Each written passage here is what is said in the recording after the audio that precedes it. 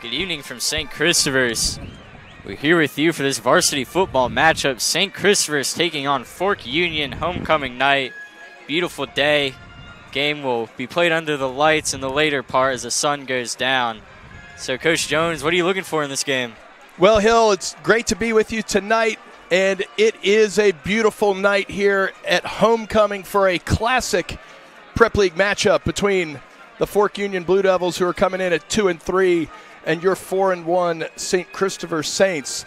The Saints have played outstanding football all year. They've played a tough schedule. They had a setback last Friday in a very tough matchup against the number one team in the area, Benedictine, a game that was tight deep into the second half and showed the kind of team the Saints are.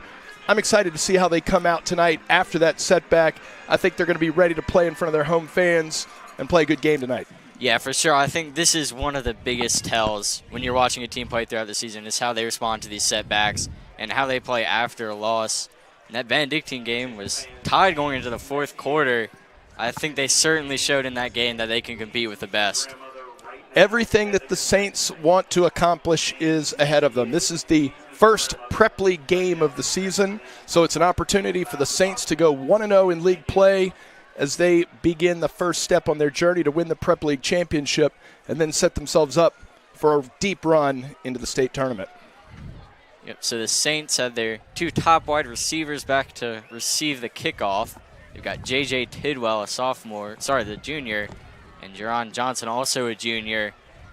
J.J. Tidwell leads the team in receiving touchdowns with 3, one against Benedictine, one against Norfolk, and one against Bullis. Special teams are always an opportunity to flip the field, so we'll look for a big night tonight from the special teams unit led by Coach Scott Van Arsdale. The head man for the Saints is Coach Lance Cleland. Coach Cleland has led the Saints to a 71-43 overall record at St. Christopher's in his 12th year. He's got 3 Prep League championships already, looking for his 4th. So Fork Union now lining up to kick this one off.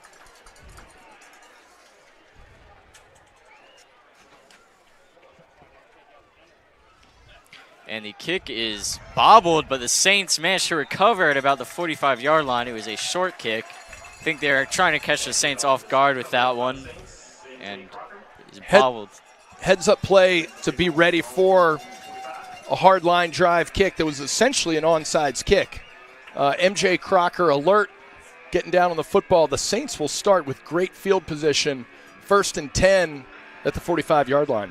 Yeah, MJ Crocker stepping it up this season, putting up some good stats and really making an impact here in his senior year.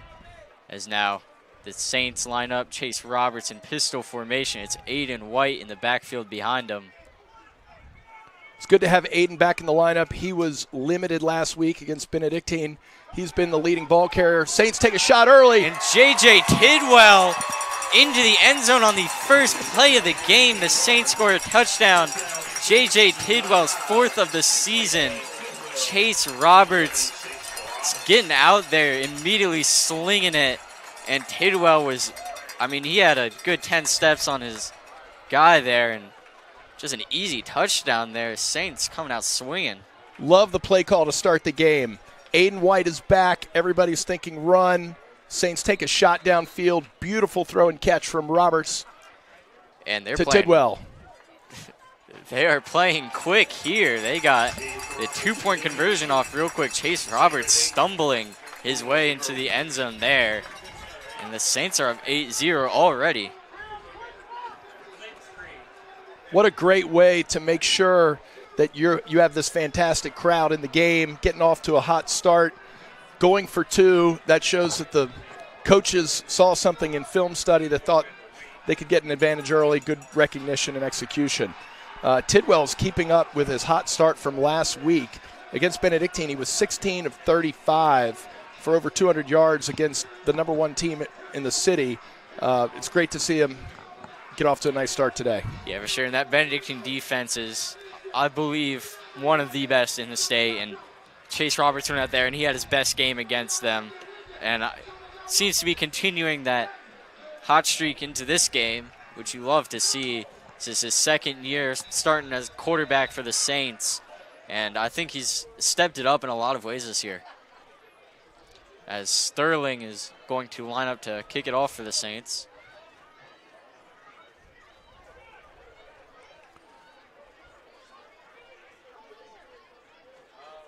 Saints are getting the proper alignment on the field for the kickoff. Yep, just making some adjustments there. And Sterling sets the ball, backs up to line up and kick it. Sterling has been excellent with his kickoffs this year and his punting and his field goals and extra points. Let's see if he tries to place it in an open area of the field. And it does not make it very far. Saints very aggressive, going with an onside kick, and it looked like the kick came up about half a yard short from being able to be recoverable by the Saints. Alert play from Fork Union to not touch the ball, and now FUMA will have excellent field position just inside the Saints side of the 50-yard line. Yeah, I believe what they were doing there was they were trying to put all their guys up to block and get an easy recovery. But unfortunately, like you said, just a little bit short. And FUMA will start their drive just inside of Saints territory at the 49-yard line. Even though that didn't work out, I like the aggression from the Saints. They are coming out, want to make sure they have their team's attention. We're going to be aggressive on two-point conversions. We'll be aggressive on kickoffs. We'll take a shot downfield. The Saints are playing aggressive, and I think that could bode well for them throughout the course of the game, especially with this defense. I love seeing that aggressiveness coming out into this game after that loss, and already Fork Union taking a delay of game penalty, which will turn 1st and 10 into 1st and 15 back into their own territory at the 46-yard line. Fork Union will be led by their quarterback, number 7, Clayton Karambakis, a senior. Fork Union comes into the game 2-3. They have victories over Catholic and Prince Edward County, losses to Trinity, St. Anne's Belfield, and Norfolk Academy. Norfolk Academy is the one common opponent, with the Saints winning 17-10 against Norfolk and Fork Union. And some miscommunication there, but they get the catch. Looks like 2 receivers were over there to try and catch that one, and they're going to get about 9 yards out of it. Nice one-handed catch there. Fork Union lost to Norfolk Academy, the only common opponent, by a score of 49-12. But as we know in high school football, a lot of factors at play, whether you're playing at home or on the road, what the weather's like early in the year, late in the year. What matters is what happens tonight. For sure. So 2nd and 6 is what it looks like. And pistol formation, takes a snap, drops back, and a flag is out, and they blow the play dead. And this is going to go against the Saints. And it's offsides penalty. So it's going to be a 1st down for the Blue Devils, heading into within the Saints' 40-yard line on that 39 there.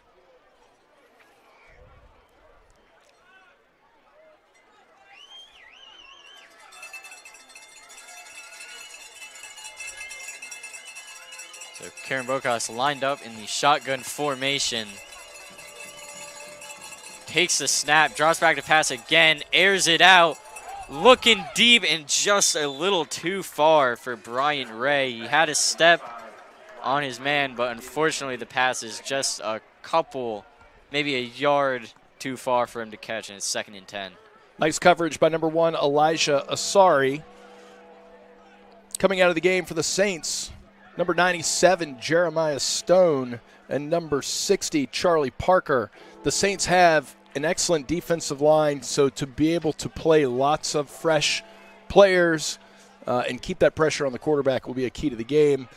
74, Darius Gray in there now, along with number 54, Drew Pendlebury. So a false start, it looked like. I believe that was a false start against the Blue Devils. I think it was number 18. Also out on defense right now for the Saints, linebacker spot number 10, Bowen Ireland. Good to have him back from some early season rest for his knee. Number 44, Lance Cleland. On the far side of the field, we've got number 6, Austin Robinson at cornerback. MJ Crocker, number 30, linebacker, and number 2, Elijah Brandon.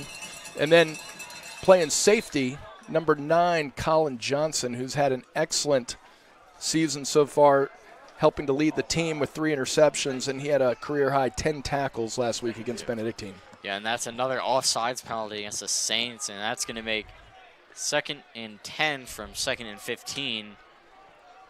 Getting a couple of those unnecessary penalties early for the Saints. And Blue Devils back to the 39-yard line of the Saints.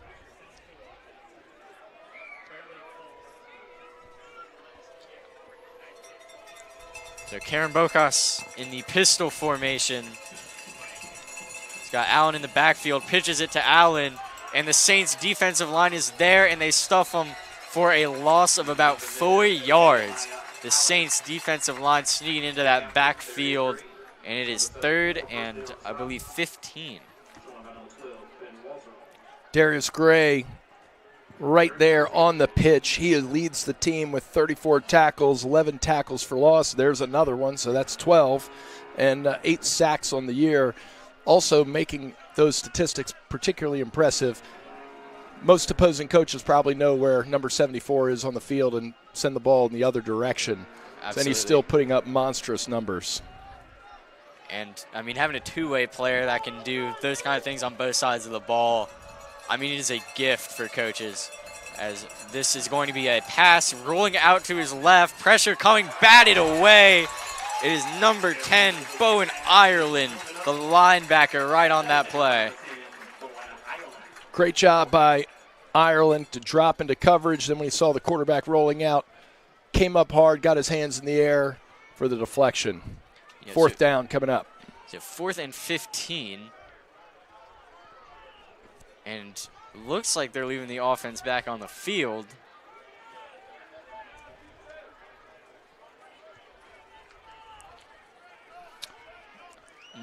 Looks like the punt protector is number 7, their quarterback, Karen Bacas, so it could be a punt. Yeah, it looks like they're trying to fake it because Karen Bocas was lined up like he was going to take a snap, and that punt is going to put the Saints at the 15-yard line. Nice coverage by number 12, Justin Canny for Fork Union. That's an interesting formation to have the personal protector for the punter be your quarterback, so the Saints are going to have to be alert throughout the game for the potential for a fake. Yeah, for sure. And it looks like they had some other starting offensive players out there in the punt formation. I saw Nehemiah Allen, the starting running back, out there to block. So special teams players heavy on the offense too for Fork Union. And 3 people in the backfield. Chase Roberts taking his time, takes the snap, hands it off. It's Aiden White. White up the left side. A pretty good gain there. I think a couple yards shy of the 1st down. And it's going to be an 8-yard gain, 2nd and 2. Aiden White is a big piece of the Saints offense. Coming into the game, 60 carries on the year, 429 yards, 2 touchdowns, averaging over 7 yards a carry. When you have that kind of threat in the backfield, it certainly opens up the passing game. Yeah, for sure.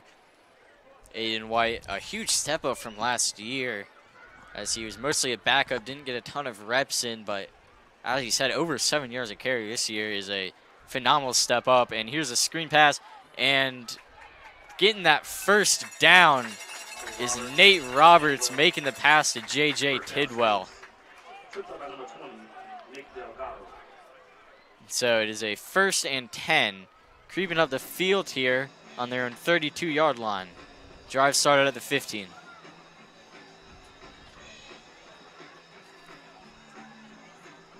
Saints have an outstanding offensive line. Walter Card at center, James Signeri at left guard, Darius Gray at left tackle. And Roberts rolls out to his left. Pressure coming. Good blocking, though. Aiden White was right in there on the block. He was doing a great job and managed to save Chase Roberts a couple yards there. So it's going to be a short gain of about 3 and 2nd and 7. The Saints run to the right side tonight. They'll be running behind Isaiah Grant and Charlie Parker. Offensive line for the Saints averages 265 pounds across the board. Yeah, that is for high school, that is a big unit right there. And Cullen and White both in the backfield there next to Roberts. Roberts takes a snap, handoff to White. White up the middle and getting that first down, a gain of about 10 yards on the carry for Aiden White. Excellent blocking up front. White hit the hole hard. I like seeing him get north-south. Force the secondary to make some tackles tonight. Yes, so just shy of midfield at the 47-yard line. It's a 1st and 10. White lined up in the backfield in pistol formation with Roberts. In at tight end for the Saints is number 87, Nate Roberts.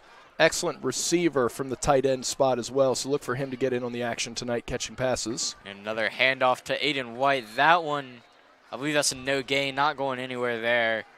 Fork Union just had some guys creep through that line and get to him.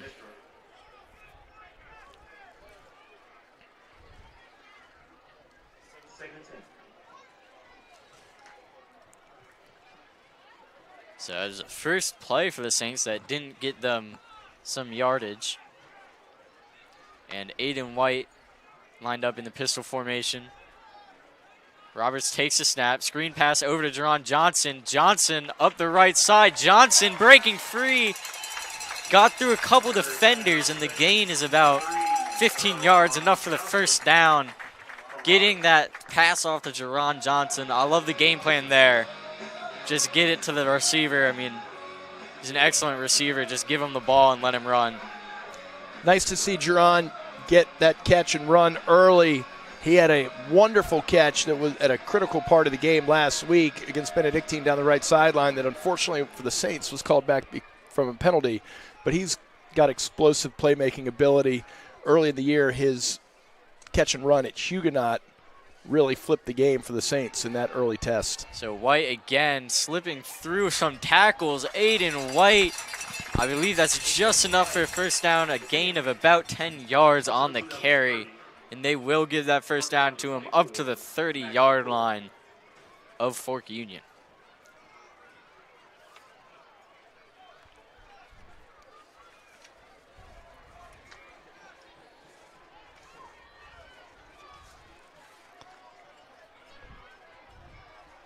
And it looks like it's Colin Johnson now in the backfield, lined up in the shotgun. 3 receivers for the Saints with Andy Hinks, number 8, out wide. Tidwell in motion. Quick pass out to Jerron Johnson. Johnson slips free. Johnson into the end zone. And another touchdown pass from Chase Roberts. And Roberts makes that quick pass. Jerron Johnson just takes it, immediately looking downfield and runs with it. And the Saints up 14-0. 6 minutes plus 13 seconds left in the first quarter. Another nice play design from Coach Clellan. 3 receivers to the right, putting Tidwell in motion to draw attention, and then getting the ball out to Jerron Johnson, who then caught the slant and took it to the far corner. Great to see him with 2 early catches on that drive and a touchdown. So an interesting 2-point conversion formation. I believe this is something the Giants pioneered last season, and that one is not going to make it into the end zone. I believe they wanted to set it up as if it was going to be a quick pass behind all those blockers, but unfortunately for the Saints, Fork Union is not so easily fooled, and they get Chase Roberts down before he gets into the end zone. Coach Clellan and the Saints continuing to be aggressive.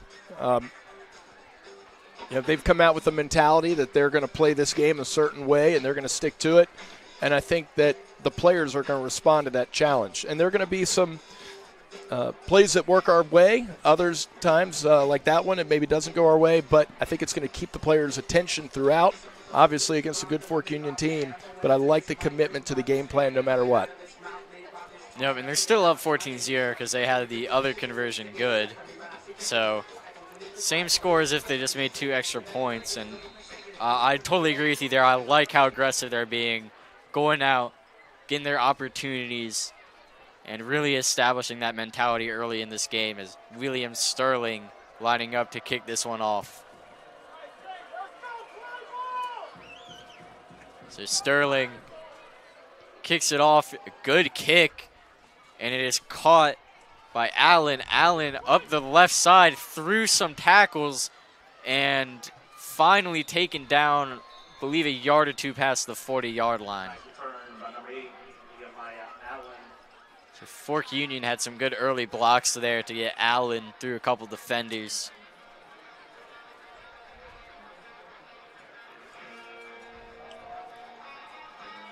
So they will start this drive on their own 41. Their last drive started on the Saints 49. They did not score off of it, got a couple first downs. Charlie Gunn, number 17, Finn Walter, number 12, also in for the Saints on the far side at an outside linebacker spot. Number 4, Charlie Edmonds, another leading tackler for the Saints who has 26 tackles on the year, including 3.5 tackles for loss and 2 sacks. Lots of defensive playmakers on this Saints defense. So 2 guys in the backfield and sacked, taken down. After maybe a couple seconds, that is a quick play. Charlie Edmonds got in there immediately and got the sack for a big loss. Looks like about 8 yards, so I believe Fork Union is looking at 2nd and 18 now. I spoke too soon, Hill. We'll have to make that 3 sacks on the year for Charlie after that great rush and tackle from the outside.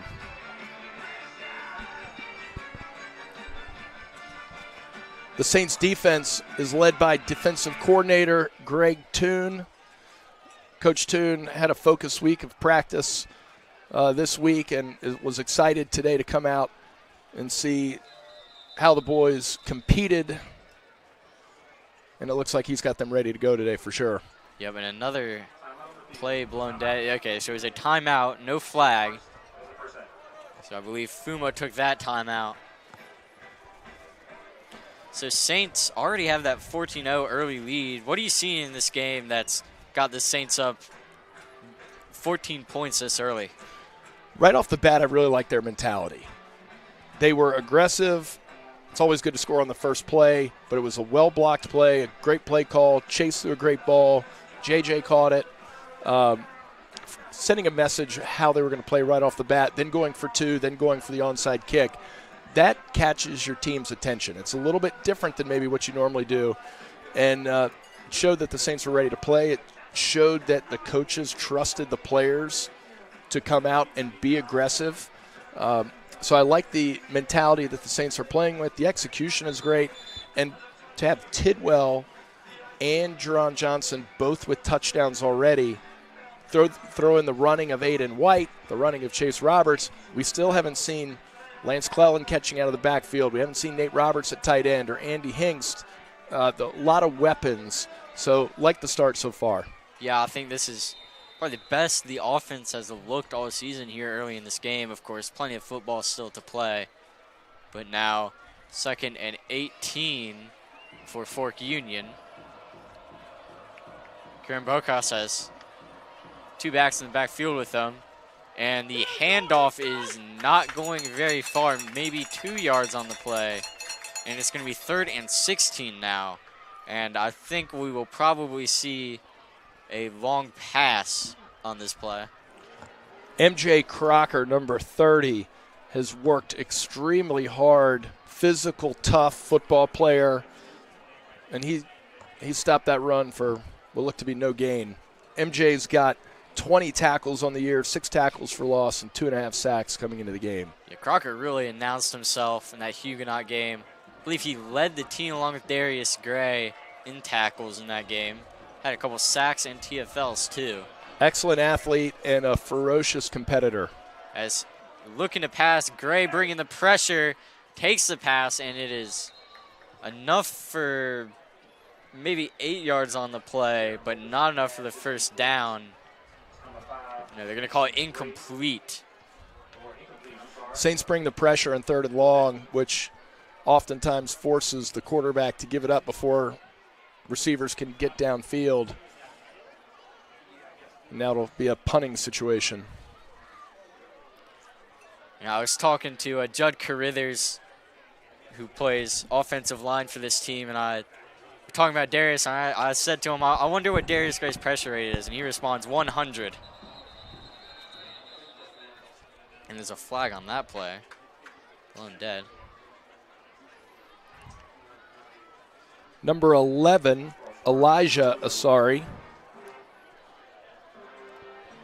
on the line of scrimmage, hopefully to get in the backfield and disrupt this upcoming kick. And it's J.J. Tidwell back to receive this punt. And it's 4th and very long. Number 24, Brody Daniel, also in for the Saints. And that one is also blown dead.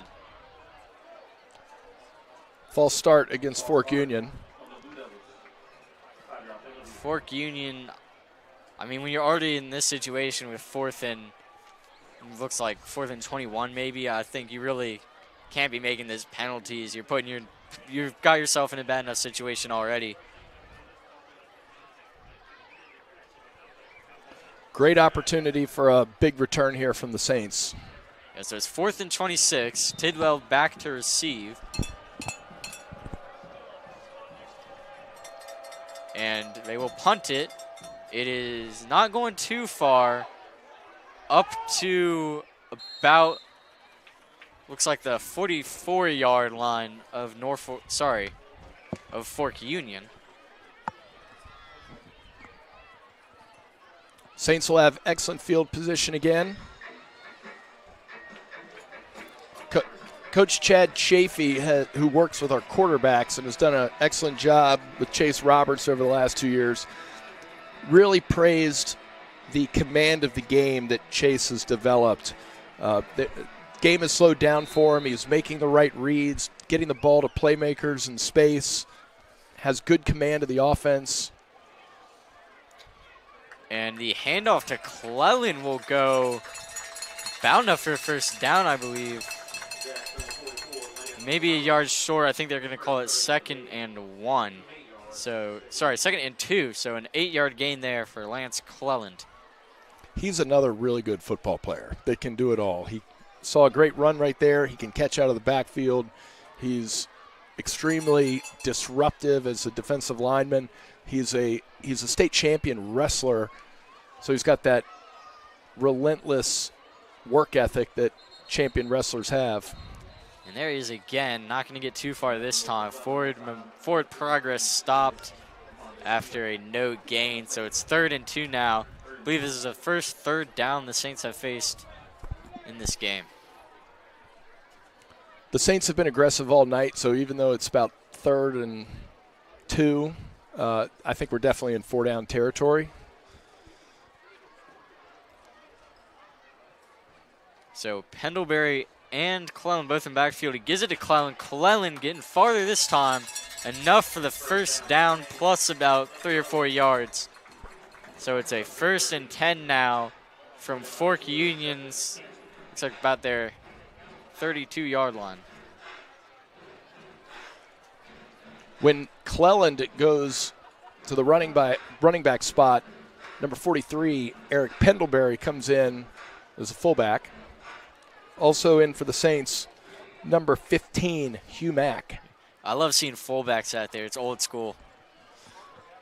Old school, 3 yards in a cloud of dust. And so when it's calling in the backfield, Chase Roberts makes the pass. I think he got it to Andy Hinks.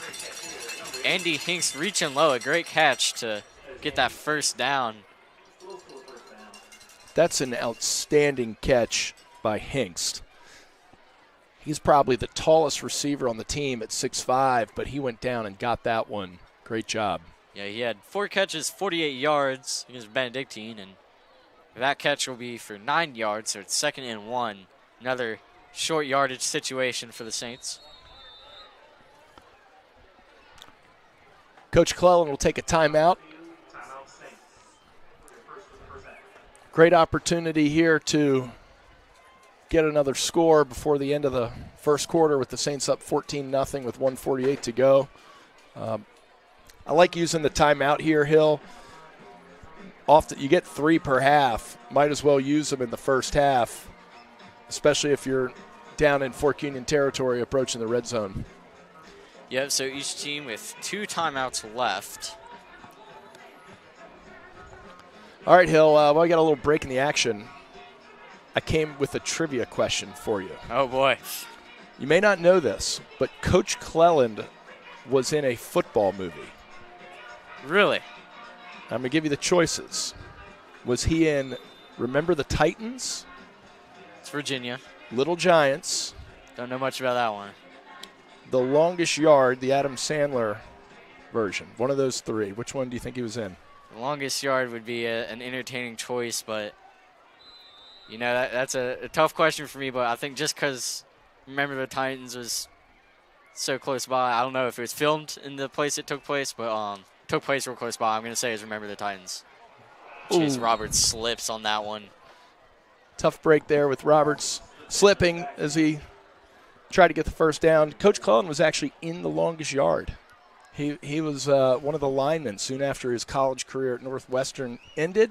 He was playing some professional football, and if you watch that movie and look closely, you'll see him. I'll keep my eyes out. It's not something I expected to hear today. Always want to keep it entertaining for you and our viewers at home here. All right, here we go. 3rd and about long 4 for the Saints. So Clellan again in the backfield, putting in the work today on offense. Roberts takes a snap, hands it off to Clellan. Clellan bowling his way up, enough for the first down up to about the 20-yard line. And the Saints 2 for 2 on 3rd down conversions. What a luxury to be able to run the ball at 3rd and 5 and get the first down. Keeps defenses on their toes, not knowing if it's going to be a run or a pass. For most teams, that would be a pretty clear passing situation. So Saints really establishing the run game with Lance Clellan and Aiden White both getting good carries. And Pendlebury and Clellan both in the backfield again with Chase Roberts. Roberts takes a snap, drops back to pass, airs it out, looking for Tidwell, and cannot find him, broken up. Good coverage by Caden Whiteside. That was an excellent defensive play by Whiteside for Fork Union. He was there step for step and turned and made an excellent play on the ball. Yeah, that is all you can ask out of a DB. He's listed as an athlete too, so he can snaps at multiple positions. And again, Cleland in the backfield with Roberts. And Andy Hinks lined up at the top of your screen. And Cleland bowling his way up. Got about, I want to say, 7 yards off of it. They're going to give him 5 yards, so it's a little off on that. But 3rd and 5 now for the Saints, another 3rd down. That will take us to the end of the quarter. So as we make our way down to the other end of the field, the Saints will have 3rd and 6 coming up. And Hill, it's going to be an interesting play call selection coming up here because you have an excellent kicker in William Sterling. The Saints have been aggressive all night. So I'll be wondering if Coach Cleland, if they've got 2 plays in their pocket, 3rd down and 4th down to go for the first down, or if they don't convert on 3rd down, are they going to send out Sterling for a field goal attempt? Yeah, it's another upside of playing aggressive. You keep your opponent on their toes. Always, I mean, it's the way they're playing right now and their mentality heading into this game. I imagine Fork Union really has to be on their toes about those 4th downs. The Saints and Fork Union have a long football history of playing against one another. Many, many wonderful football players have gone to Fork Union over the years. They have an outstanding postgraduate program. Guys like Vinny Testaverde and a wonderful running back from Michigan named Chris Perry. Of course, Heisman Trophy winning running back from Ohio State, Eddie George, all went to Fork Union. Fortunately for the Saints, the last 9 have gone the Saints' way dating back to 2016. So Chase Roberts already has 115 passing yards and 2 touchdowns on 5 completions and 6 attempts. And he is lined up in the pistol formation. Colin Johnson behind him. Quick pass out to Asari. Asari up the right side of the field. And I think they're going to give him the first down. And they will. So Elisha Asari, the safety, getting those offensive reps. And it is 1st and goal from the 10-yard line. Excellent catch by Asari and good job getting past the sticks for the first down. Colin Johnson, number 9, in the backfield for the Saints. So same formation here with the pistol and Colin Johnson behind Roberts. Roberts takes the snap, hands it off to Colin Johnson. Johnson up the field, and Johnson into the end zone. And the Saints get a 3rd touchdown on a rush from Colin Johnson. Nice run by Colin to finish it off with a smooth spin move into the end zone. Great run. These running backs for the Saints all bring something a little bit different. Aiden White, Lance Clellan, Colin Johnson, all effective, but all have their own unique style. Nice to see Colin get into the end zone. Yeah, so he's William Sterling to take the extra point attempt. And the kick is up, and it is good. The Saints up 21-0 early in this second quarter. Saints have been rolling, 9 first downs for the game. You mentioned Roberts with already more than 100 yards passing in the first quarter, but also more than 50 yards on the ground. About 175 yards of total offense for the Saints, and they've dominated the time of possession, roughly 9 minutes to 3.5 minutes. Yeah, and the Saints receivers doing a great job running their routes, getting open, and getting downfield after the catch. J.J. Tidwell and Jerron Johnson both have 2 receptions, each have a touchdown. Tidwell's got 63 yards, Johnson's got 43. So the Saints passing game looking the best it has all season. So Sterling prepares to kick it off.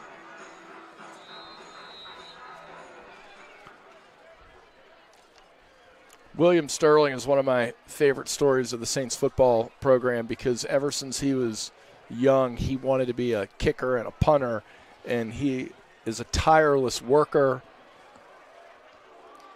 And a squib kick there, and FUMA taking the safe option. And I believe their drive will start around their own 28-yard line. So some of the worst starting field position they've had all game. And Sterling's placement on the kicks is pinpoint with his accuracy. Yeah, absolutely. I mean, that really is, it goes underappreciated a lot, but it really is one of the biggest factors in football. And having a kicker with that placement that can make those kind of kicks, it really helps you out, and it can really help you win a game. As FUMA will start their drive on the 29-yard line. So pistol formation. We hear the great crowd for the Saints. It's a Mardi Gras theme night, so a lot of purple in the crowd, which you don't normally see, but they are making some noise and very pleased with what they've seen so far from this Saints team. Mr. Allen will lose the yard on that left side pitch, and it's going to be 2nd and 11. No 7th down in football.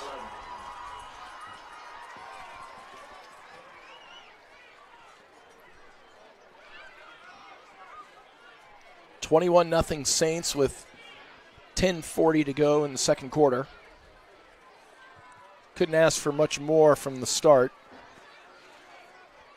Certainly not. And pistol formation with Allen in the backfield.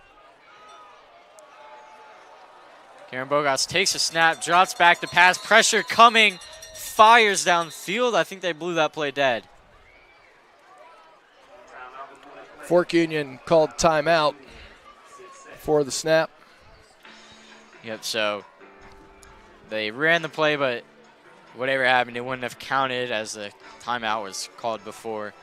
So both teams hung up to talk it over a little bit. When they come out, it will be a 2nd and 11. So, Hill, as we take a look at the Saints schedule, we hope everybody who is watching at home is enjoying the game tonight in the stream, but a lot of good opportunities coming up to cheer on this Saints team in person. Next Friday, October 10th, in another Prep League matchup, the Woodbury Tigers will visit Knowles Field. They're always a tough team. That should be another great game. And then Friday, October 17, Trinity will come to St. Chris for a night game at 6:30. And then the homestand will be completed on the 25th for Fall Festival, a traditional Saturday 2:30 kickoff against North Cross. So for the next 3 weeks, you can come out and see the Saints at home, and then they finish their year on November 1 at Collegiate. So all 4 remaining games for St. Chris are here in Richmond. Yeah, that's the upside of having all those away games early. Finish your season with all those home games. And so 2nd and 11 as we come out of the timeout. Karen Bokas lined out next to Allen in the backfield shotgun formation. Have motion there. So takes the snap, rolls out to his right, pressure already there, and delivers a pass, and it is dropped, I believe. Was looking for Caden Whiteside, and he just could not hold on to it. An impressive job to move away from the pressure coming at him, though. So now the incompletion makes it 3rd and 11.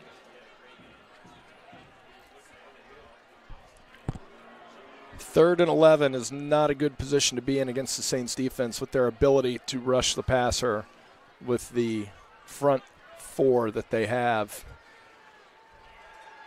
A very impressive defensive line. And actually, so Karen Bokas drops back, pressure coming, airs it out, and it is almost picked off. It was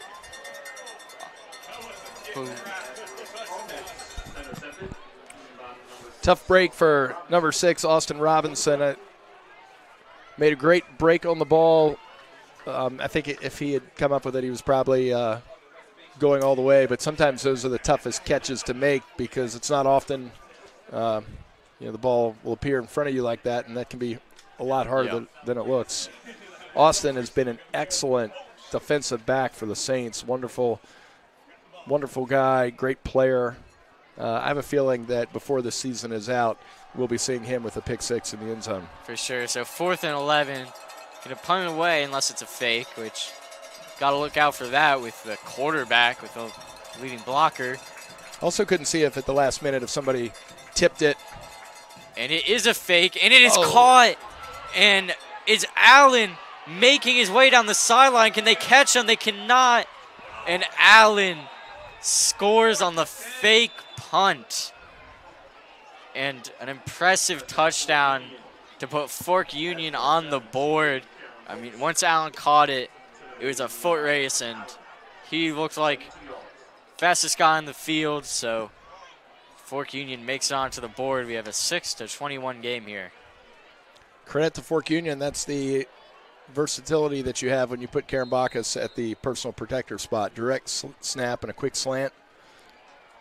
Yeah, and they're lining up in a very familiar formation here for the 2-point conversion.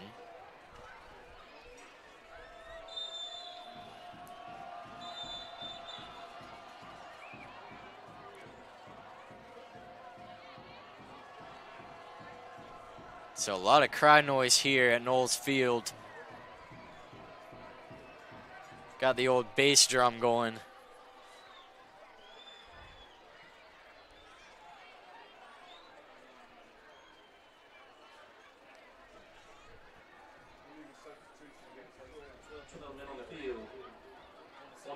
So the Saints take a 12 men on the field penalty to make this a little bit easier for Fork Union.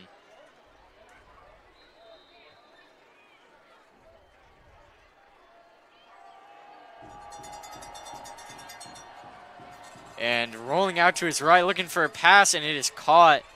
And Fork Union puts 2 more on the board, and it is an 8-21 game, and Fork Union will prepare to kick it off to the Saints again.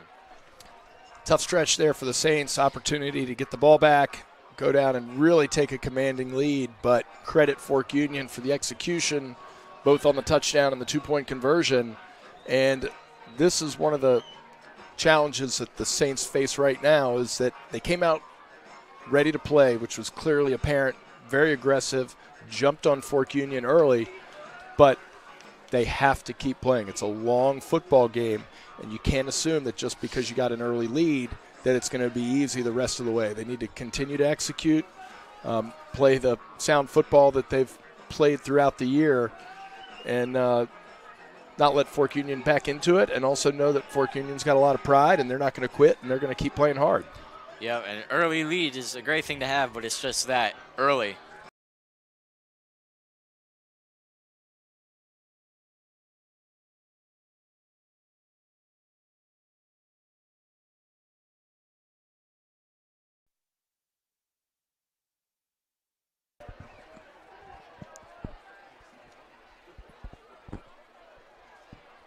So Fork Union preparing to kick it off to the Saints.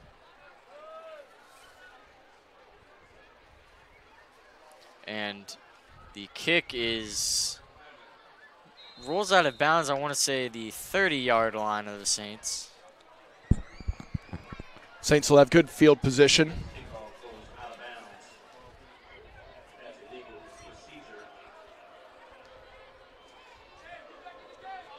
So they're going to put him at the 35-yard line, I believe. That is where the drive will start for the Saints.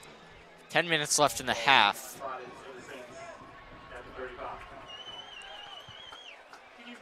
Aiden White back into the backfield for the Saints after we saw heavy doses of Lance Cleland and Colin Johnson on recent possessions. 3 receivers with Tidwell, Johnson, and Hinkst on the far side. So White in the backfield. And a flag on the play. And false start on the Saints will back us up. So 1st and 10 becomes 1st and 15 from their own 30-yard line.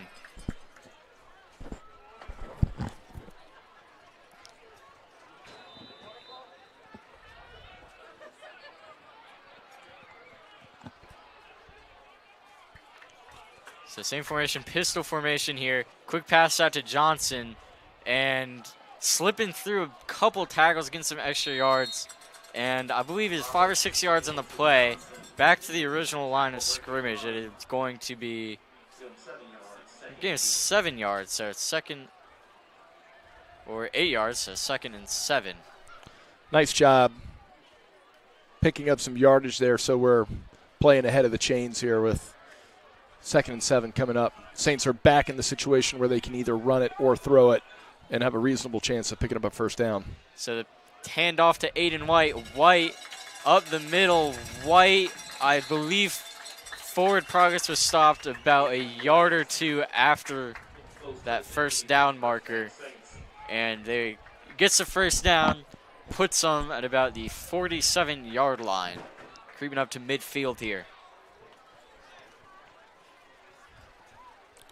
With the talented offensive line that we have, it's great to have not only Coach Cleland, who's a Big Ten champion as an offensive lineman at Northwestern, but also St. Christopher's alumnus Clark Miller coaching the offensive line.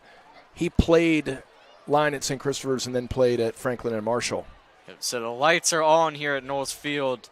Shotgun formation with Aiden White in the backfield. Roberts drops back to pass, takes it himself, coming up, and gets maybe a yard or 2. I think dove for that 2nd yard, so it's going to be 2nd and 8 now.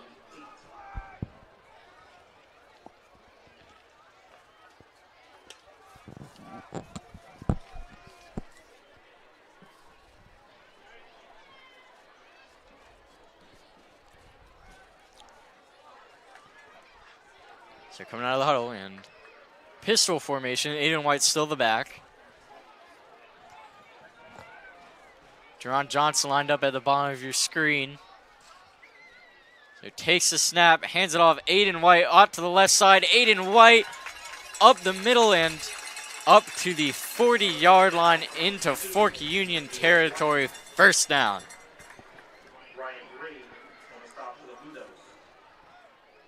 Excellent run. Great blocking by the Saints front, including tight end number 87, Nate Roberts. Another first down for the Saints.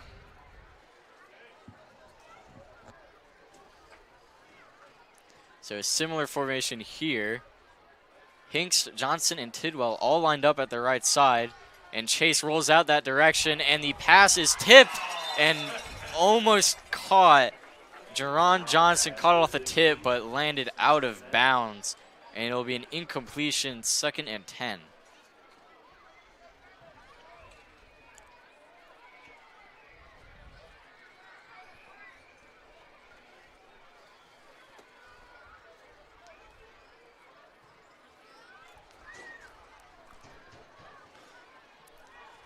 They're coming out of the huddle.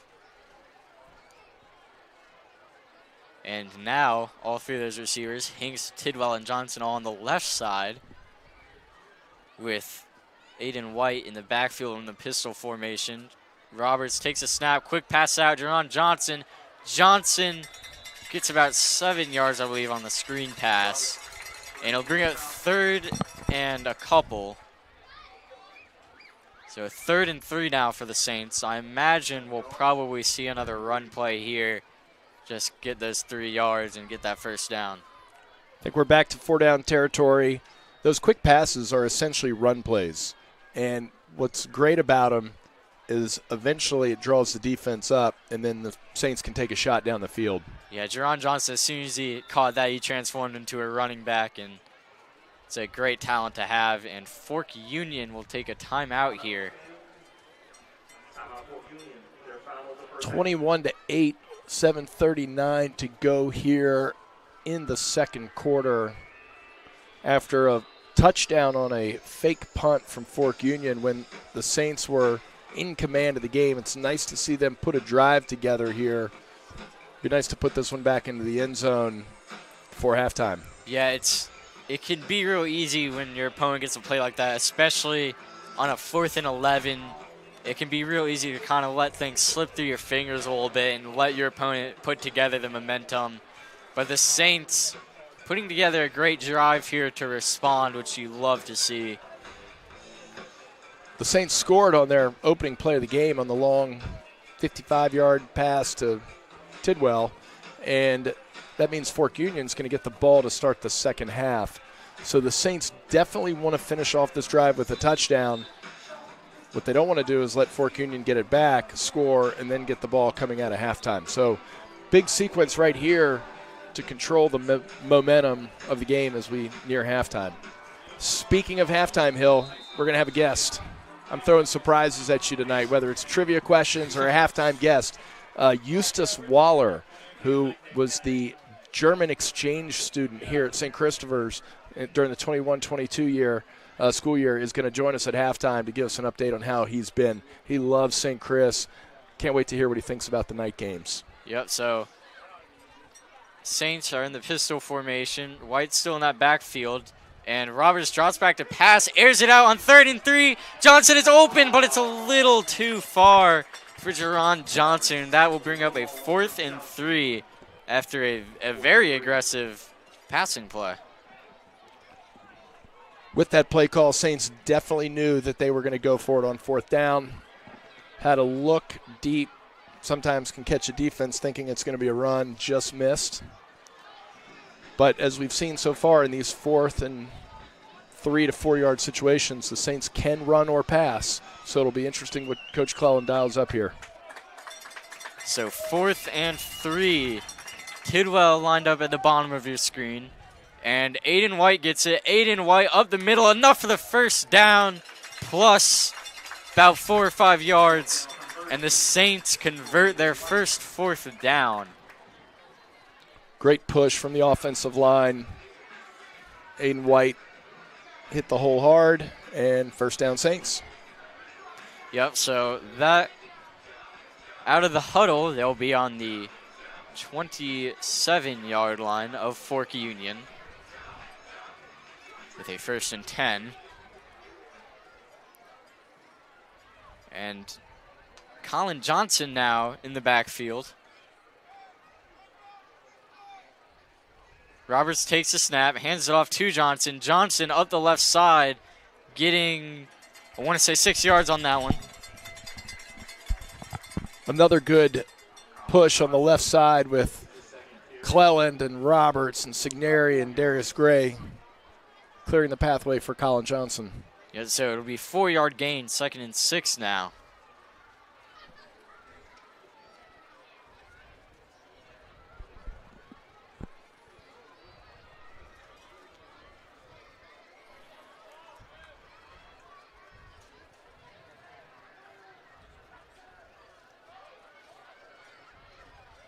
So I believe Johnson is still back there.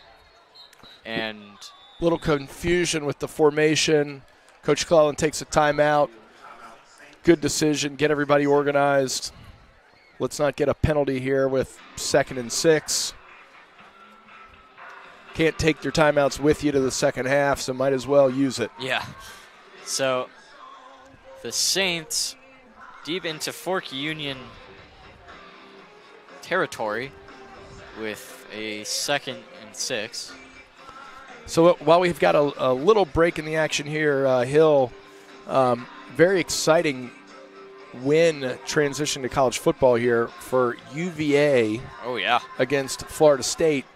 And we've got 4 St. Christopher's alumni who are playing for the Wahoos. Walker Wallace, Gavin Johnson, Henry Omohundro, and Andre Green Jr. It'll be exciting to see how they respond tomorrow when they travel to play Louisville. Yeah, it's a big game for the Wahoos. As I believe they're ranked 24th now. Very exciting. There are always a lot of UVA fans here, but with 4 Saints on the team and that exciting win, it'll be fun to continue to follow their progress the rest of the way.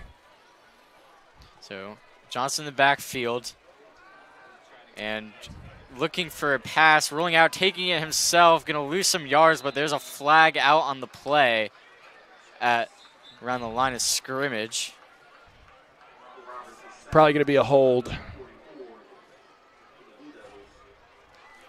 Sometimes when the initial look isn't there and it's hard to sustain protecting the pocket for so long before there's a hold. Yep, so that is a hold, so it is declined, and they will take the sack. And it is 3rd and 10 now for the Saints. Longest 3rd down they've faced. They converted about 3 third downs now. Missed 1, converted the 4th down on the next play. And I'm looking at this now. I think this is very possibly 4-down territory. And even with the way the Saints have run the ball, 3rd and 10, they're still in a position where they can run or pass, but they will pass. And it is high and not quite there. J.J. Tidwell had his hands on it, but it was a tough ball, and unfortunately he couldn't hold on.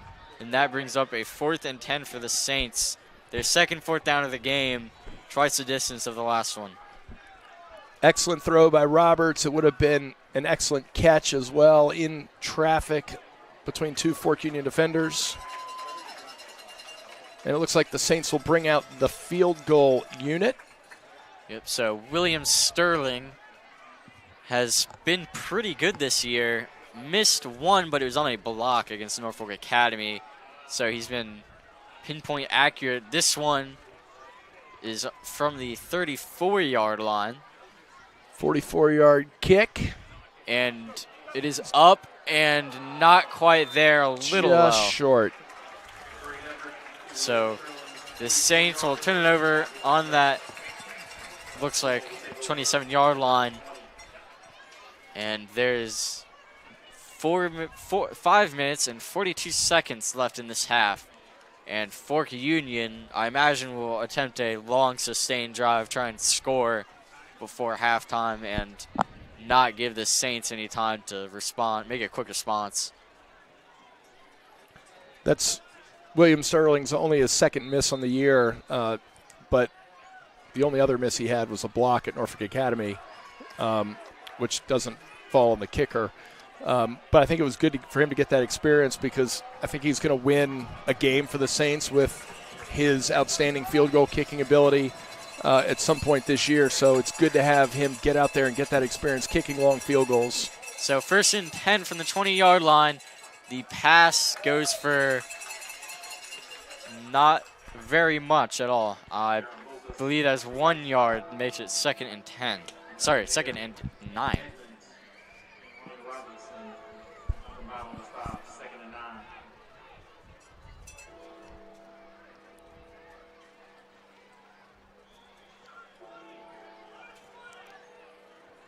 It's important now for the Saints to get a stop. There's still time. They'll have a timeout left to get the ball back and get a score before halftime. As we mentioned, Fork Union will get the ball to start the second half. And play is blown dead. Flag is out. A lot of pre-snap penalties in this game, disrupting the flow. False start on Fork Union will push them back 5 yards. So it's 2nd and 14 now from about the 16-yard line of Fork Union.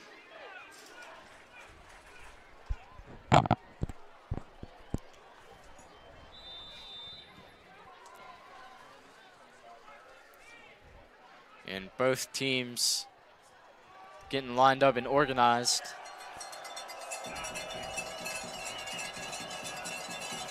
Elijah Brandon, number 2, up on the line of scrimmage, showing blitz, dropping back into pass coverage. And dropping back to pass, airing it out, and it is short and incomplete. And I believe it was Sorry on the play in coverage. Fork Union sideline wanted a flag, but Elijah Sorry was right there and turned and looked back at the football. And he's got a right to go make a play on it. Great coverage by Elijah. I think if he had not turned back and there was contact, definitely would have been a flag. But getting that head around to make a play on the ball is often the difference maker between it being a penalty or a no call. So incomplete pass will bring up 3rd down and 14 for Fork Union. 3rd and long passing situation. You got Darius Gray, Lance Clell, and Drew Pendleberry, MJ Crocker, and Charlie Edmonds all around the line. Look for one of them to make a play. And there's a flag, and it looks like the Saints think it's on Fork Union, and it is. Delay of game will push Fork Union back another 5 yards.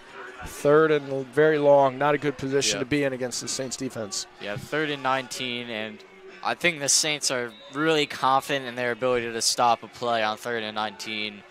But, of course, Fork Union has shown that they can come up with big plays in the right times. Of course, they had that touchdown, the fake punt on 4th and 11.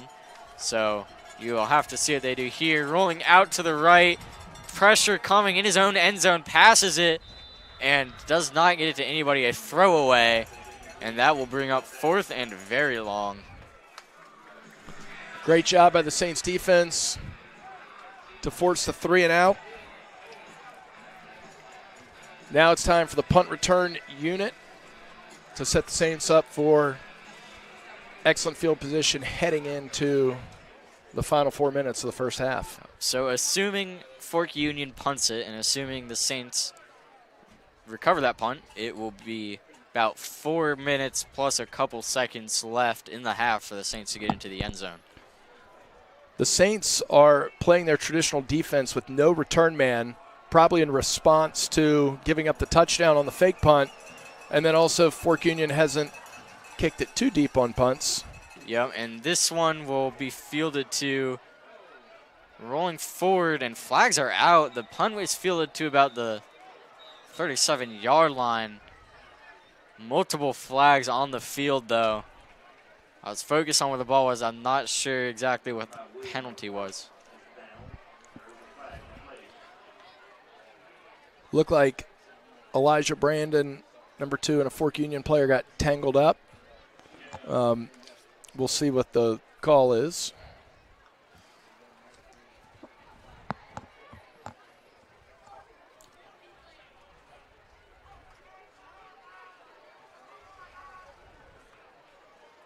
So holding on the Saints.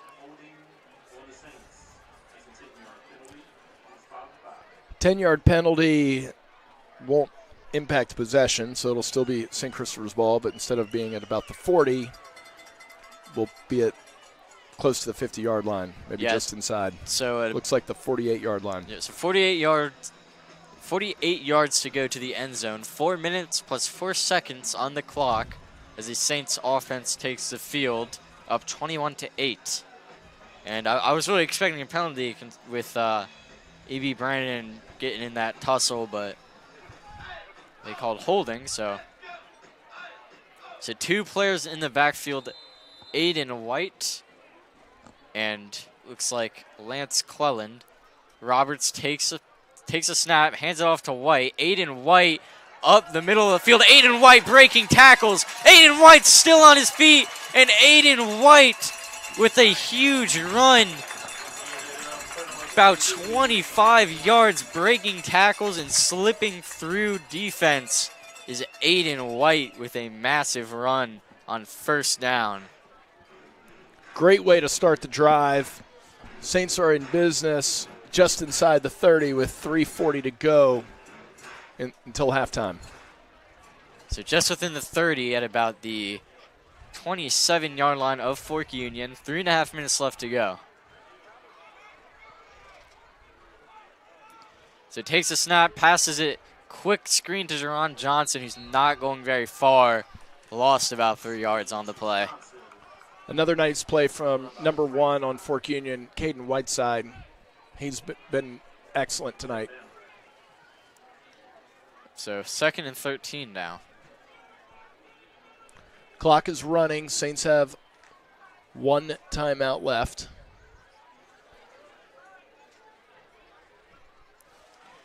So pistol formation with Aiden White in the backfield.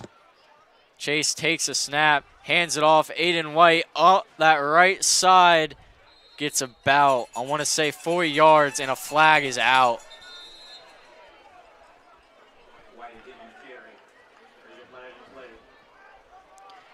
And a personal foul against the Saints. Not a great penalty to take in this situation with the clock running down, trying to get the points on the board before halftime.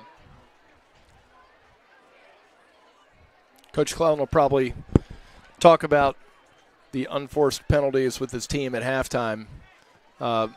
After a great start, the Saints have had 2 penalties on this drive, and the drive before, a costly holding call pushed the Saints back. Playing a clean game is very important for the Saints so that they can be in the position to run or pass. When you have a penalty and it puts you behind the chains, you become a team that has to pass, and that's easier for the defense to cover. And this is their longest distance to go for the first down tonight. Chase Roberts hands it off. Aiden White. Aiden White up the left side. Aiden White getting a nice gain, and it's Aiden White still on his feet. Aiden White gets the first down on a run play on 3rd and 24. In addition to the outstanding blocking from the offensive line, number 3, Jerron Johnson, made that happen with his blocking on the outside. Blocking is so important for a wide receiver. Jerron can definitely catch, but for him to block like that made that long run happen for Aiden White. But it looks like we're just going to be just short here with a 4th and a long 1. Yeah, my eyes deceived me. I really thought he got that first down plus a couple, but they're going to say he was 1 yard short, and the Saints are lined up to go for it. And Colin Johnson takes a snap, but he's blown up in the backfield. And the Saints are going to turn it over on downs. And that's a disappointing follow-up to that huge run by Aiden White. Nice play by Fork Union. Yeah, all credit to them getting in the backfield past a pretty great O-line. So Fork Union, just under 2 minutes, going to try and get on the board again before the half ends. They start same place their last drive. I believe the same place their last drive started, on the 20-yard line. Hill, we've got to give credit to Fork Union. For sure. Coming on the road, Saints got up 21-0 early, made some big plays, but Fork Union, to their credit, has continued to play hard and responded and made some outstanding plays, including that last defensive stop.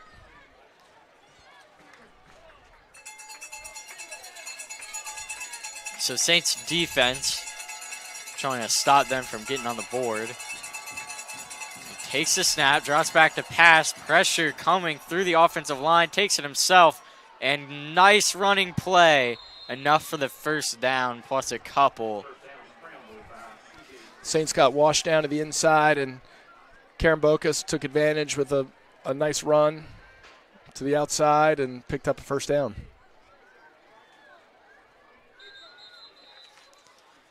So that's a 1st and 10 from FUMA's 38-yard line now.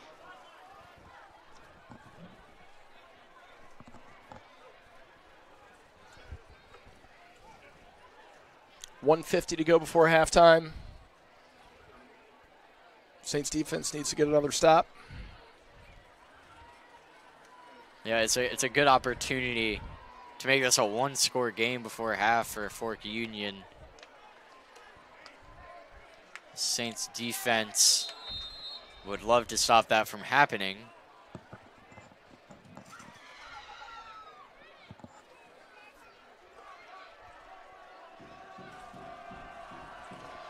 Fork Union with 3 wide receivers to the left. So it takes the snap out of the shotgun. Pressure coming and coming quick, and he's sacked for a loss of 8 on the play. Good pressure from the Saints. Looked like they had 3 or 4 guys there, so I'm not sure who brought him down. I think it was a team effort there. But I believe that's 2nd and 18 now with a running clock.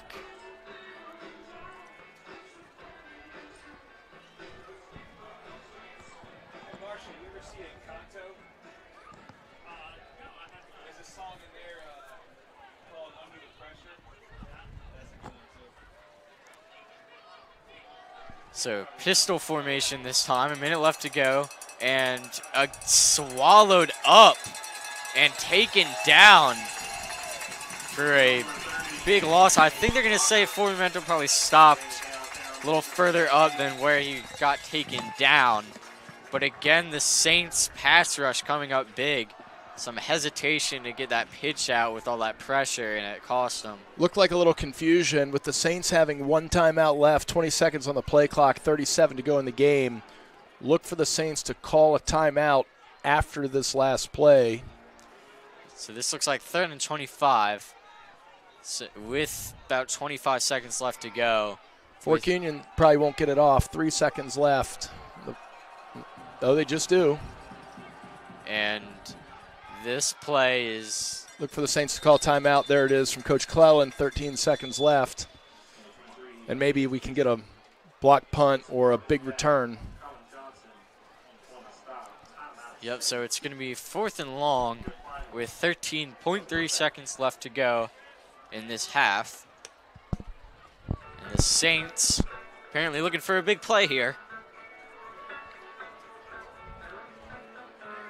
And I will be interested to see if they put their traditional defense out there as they did on the last play.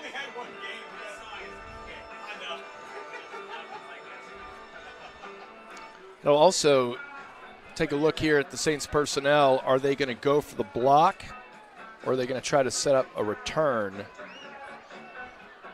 My thought would be they might go for the block, because if they can get it, even if it's not a scoop and score, a block would set up another opportunity for a William Sterling field goal before halftime.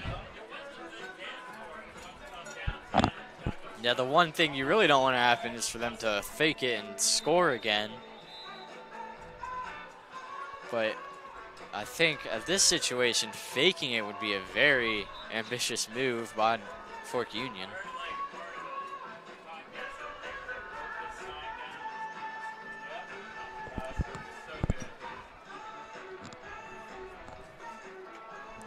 So, finally coming out of the huddle, 4th and 15.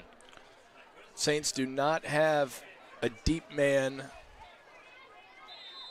to return the punt, so they're playing their traditional defense and maybe going after it. Yep, Johnson and Finn Walter out in the coverage, and they will punt it, and it is a pretty good punt, and that will likely conclude the half as it goes to about the 26-yard line.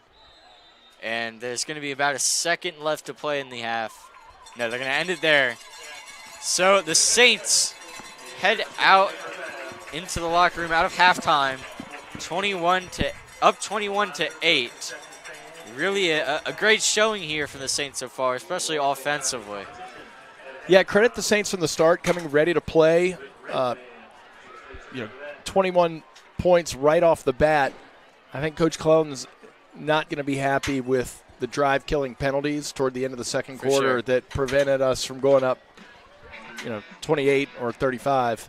But also you've got to give credit to Fork Union. Excellent execution on the fake punt for a touchdown. Their defense has made some good plays. They haven't hung their head. They've continued to battle. Now they're going to have to talk about halftime, how to come out, get another stop on defense, because I think we're going to have another strong half of football, and that's what you get in the prep league. Yep, so as we go into the half, we're going to look at a season recap. The Saints at 4-1. Going to go through those games real quick, and we'll be back with you after halftime. This is Senior Hill Butler here with STC TV, here to deliver you your mid-season varsity football recap.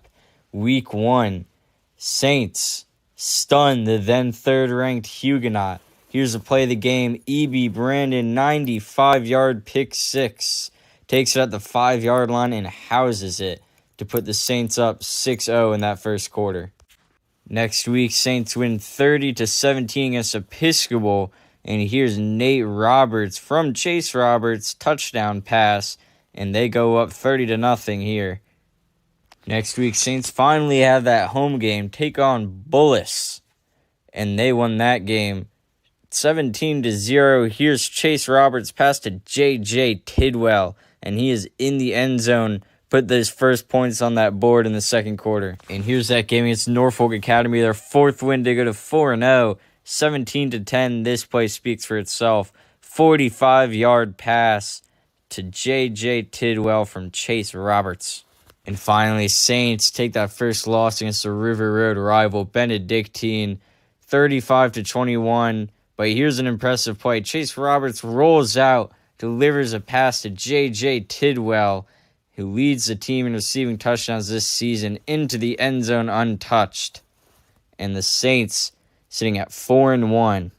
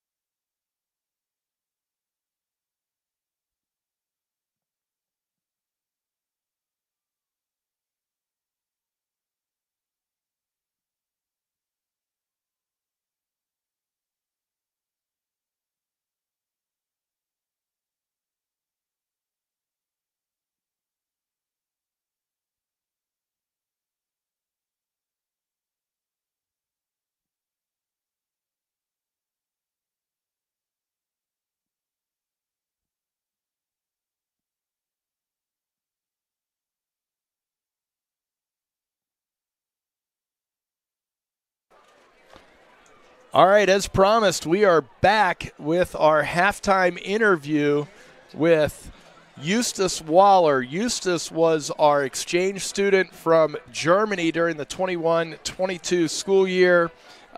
Eustace and I keep up, and you're always so good about coming back to St. Christopher's when you're visiting, and we thought it would be fun to do our catch-up this time on the air and let the Saints Nation know what you're up to. So, Eustace, great to see you. How you been? Well, it's great to be back. I've been great. I just got done with my first year of college in Germany. I'm doing engineering there, and now I had a little time off, so I thought, why not come back, see the Saints in action, and it's been great.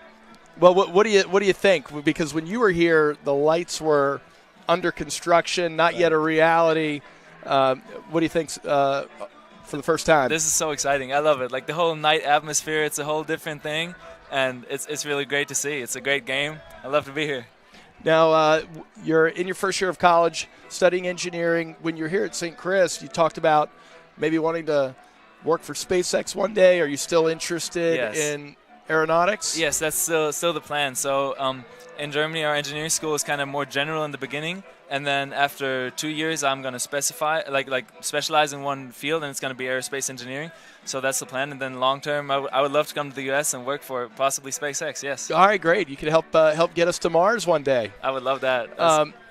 So when you think back to your time at St. Christopher's, what were your favorite parts of the experience? Well, it's the whole experience was amazing. I remember the first week of school, I came here, everything was new, and then the first Friday came, and everybody was kind of, let's go to the football game, and we went here, and I had no idea what to expect. So we come here, and it's a huge football game, everybody's excited, so I love that.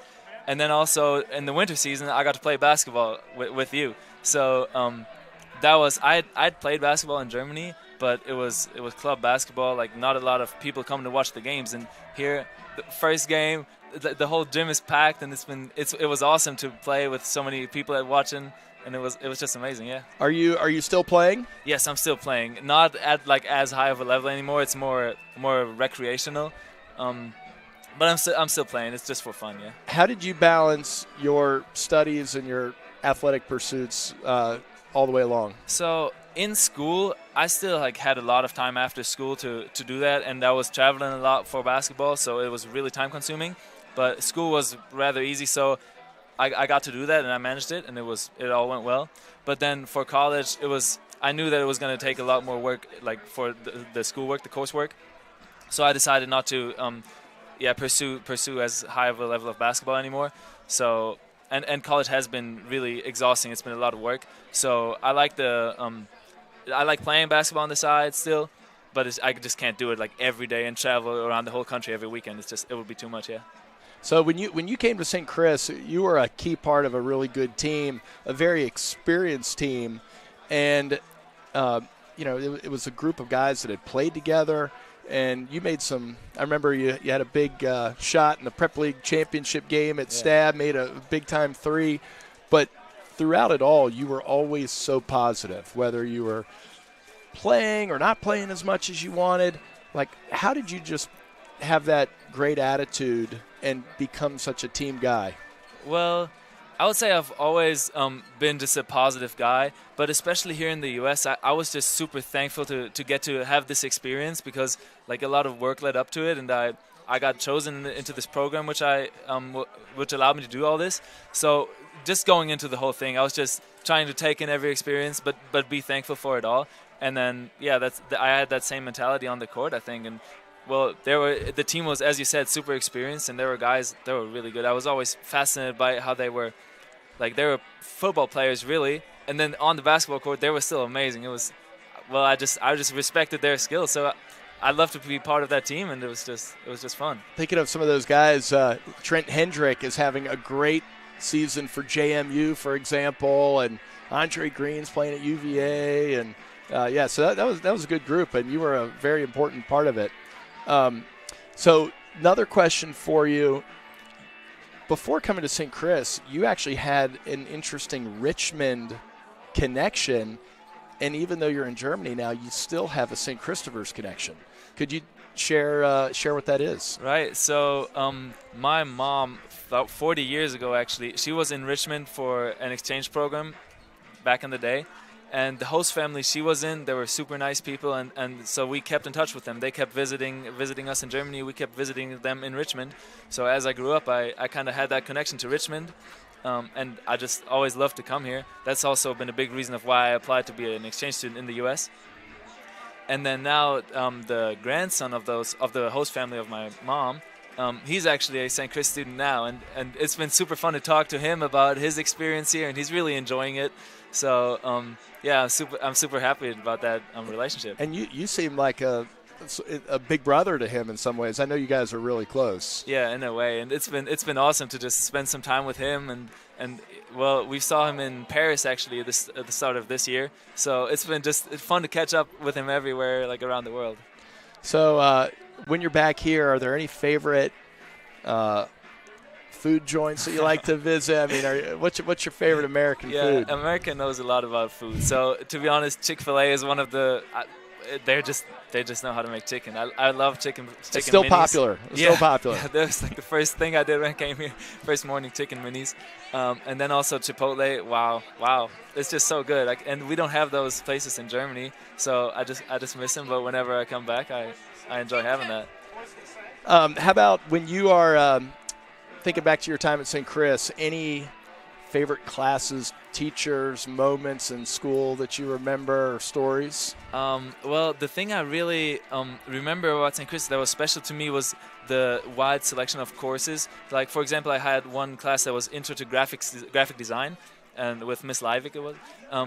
And that was just an awesome class. Like, in Germany, we would never have that kind of freedom to select classes like that, and I really enjoyed that. Another thing, Coach Toon's history class. I had a U.S. history class, and I didn't know a lot about American history before coming, because like in German history class we don't learn too much about American history.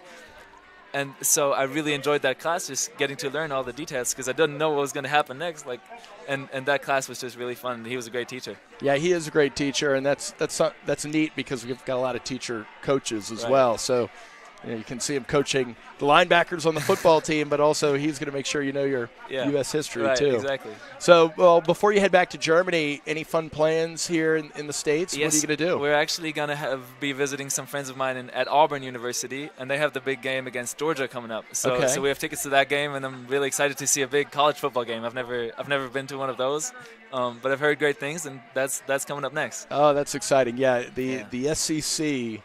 It's very exciting. I mean, it's and the Saints have a player, Darius Gray, who's going to play at South Carolina next year in the SEC. Right. And that'll be exciting. I'll be interested to hear what you think about that. Yeah, I'm really looking forward to that. So, well, Eustace, thanks for coming by the booth and sharing what you've been up to. It's always great to see you. Very fitting with it being homecoming to have one of our wonderful alums back with us, and we're glad you're here. And thanks for stopping by. Yeah, thank you so much for having me. It's been a pleasure. All right, see you, Eustace. See ya.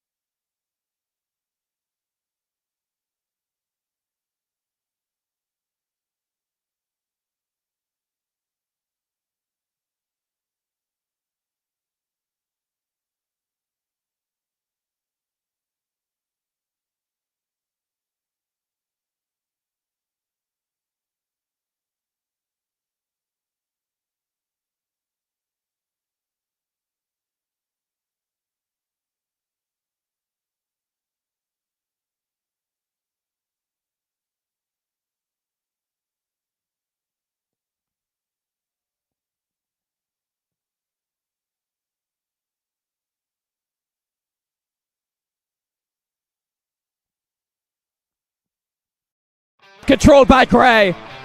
Darius Gray goes up strong. Roberts going deep on the first play, has Sherrod Johnson. Finds Cosby in the corner, his three-pointer. It's good! Into quadruple coverage, Jaden Brown came down with that football. In the corner, Burnett, three-pointer. Bang! Burnett, his three is good. Brown gets a screen from Gregory, gets in the lane. Blocked by Gray!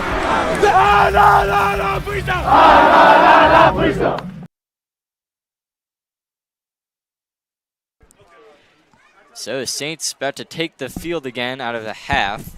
So earlier today, the Saints varsity soccer team won their homecoming match, 5-0 final score. Great showing from them, and cross country and mountain biking doing great as well. As a cross country team performing pretty great. LT Nuyoya and Henry Russell and Grayson Jones leading them the past 3 meets, scoring 189 points in the Patrick Henry Invitational and 99 in the Woodbury Forest School Invitational, 474 in the FUMA Invitational. Mountain biking, they traveled to Miller School the past Saturday, competing in the NICA race of 2025. Were led by Mason Joyce and William Sutton. Both got top 20 and 25 finish in their respective divisions.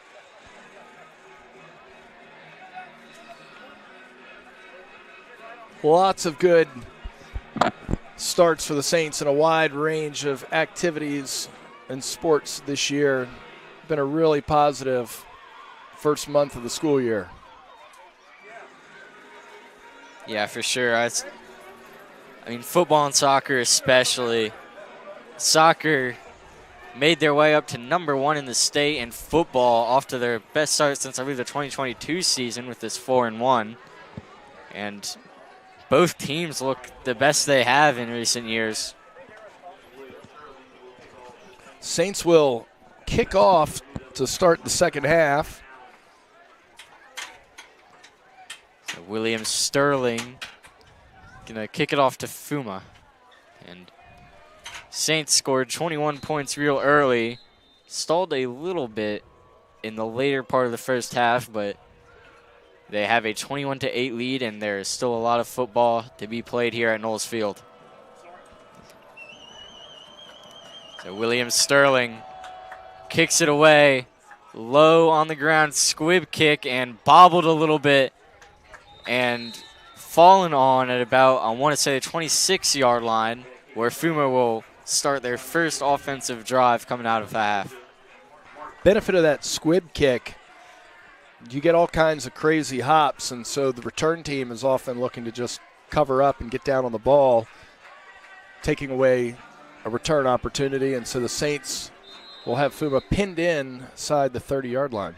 Yeah, the Saints have a very unique approach to the kickoff with the squib kicks. So here we are at the 27-yard line where FUMA will begin their drive. It's Allen in the backfield. Takes the snap, hands it to Allen. Allen gonna lose some yards on it. I believe that's gonna bring up 2nd and 12. I would imagine at halftime, Coach Cleland had a conversation about regaining focus after the adrenaline rush of the quick start subsided. Saints will need to come out and play a clean game in the second half. They only had 5 penalties in the first half, but 3 of them were costly, probably 5 with late in the second quarter, and hurt some drives. So they want to clean that up. So this handoff again to Allen, gonna make it maybe a yard. I think he got back to the line of scrimmage. They're gonna give him 1 yard on it. It's gonna be 3rd and 9. Nice opportunity here for the Saints to force a 3 and out coming out of halftime. That is always valuable in any game, to force that kind of thing out of halftime and stop your opponent from getting too much momentum. In the first half, FUMA rushed for only 1 yard. So interesting, they came out and tried to rush twice, only gained a yard, and that's going to set up a 3rd and long. Saints will have 2 safeties deep in Finn Walter and Colin Johnson. So shotgun formation, drops back to pass, pressure coming, looking deep, and could not catch Elisha Asari with a great coverage there. And it'll be 4th and 9 now. And I imagine this will be a real punt from FUMA. Once again, excellent technique from Elijah Asari, the West Point commit, right there, getting his head around to negate any chance of there being a pass interference call. He has been a lockdown corner for the Saints So the this Saints season. have a pretty unique defensive scheme here. They've got the front part looks like traditional defense, but they do have Tidwell to return deep, and the punt creeps up to on the 50-yard line, and there's a flag down.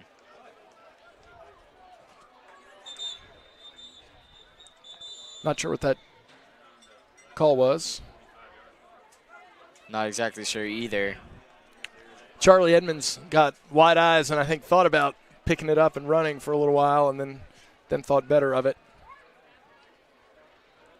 Yeah, so I think this is against the Saints. And it's personal foul, I think. Yeah, it's a personal foul against St. Christopher's and another costly penalty. This time right after the kickoff, something the Saints really need to brush up on. And that one will bring them, I believe, to the 35-yard line to start their drive. 34-yard line.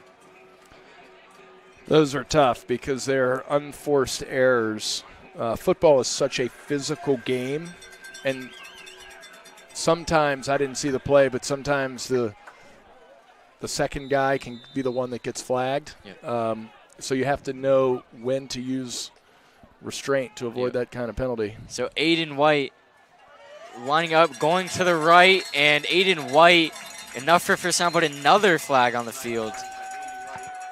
Aiden White had 102 yards in the first half, but that's penalties going against the Saints. Another one to push him back even further.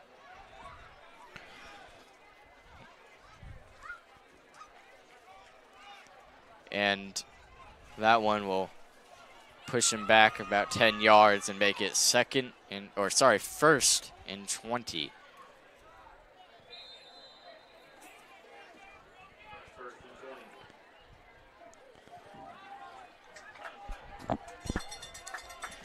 So, pistol formation with Aiden White in the backfield. White averaging over 10 yards a carry.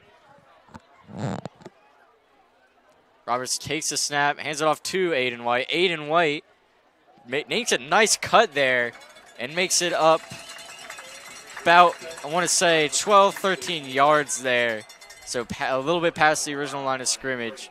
And it's going to make 1st and 20 into 2nd and 7. And Fork Union has had a tough time stopping Aiden White today. Good run. Aiden holding his hand. Hopefully he's okay. Nice display of sportsmanship there. After Aiden's run, number 20, Nick Delgado, Aiden White, helping one another up. That's what prep league competition is all about. They play hard, but there's mutual respect for one another. So Johnson takes the snap, and Johnson gets, I want to say, 4 yards out of it, close to the line to gain. And they're going to put him at 3rd and 1. It's really fun watching all that Colin Johnson does for the team. Defensive back, running back. He does anything that will help the team. He's like that on the basketball court too. Defense, scoring, ball handling. Yeah, he does a lot for the Saints, offense and defense. And here he is on offense, taking that snap, making a cut up the middle. A good move there. They had a guy right on him, but he had a subtle cut there and got some extra yards for a first down. And they are into Fork Union's territory and just past where they would have started if not for those penalties.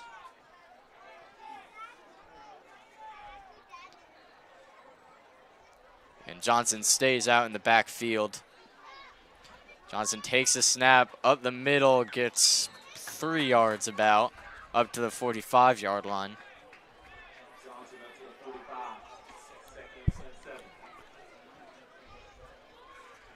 So now Saints offense looking at 2nd and 7. Looking efficient out of halftime.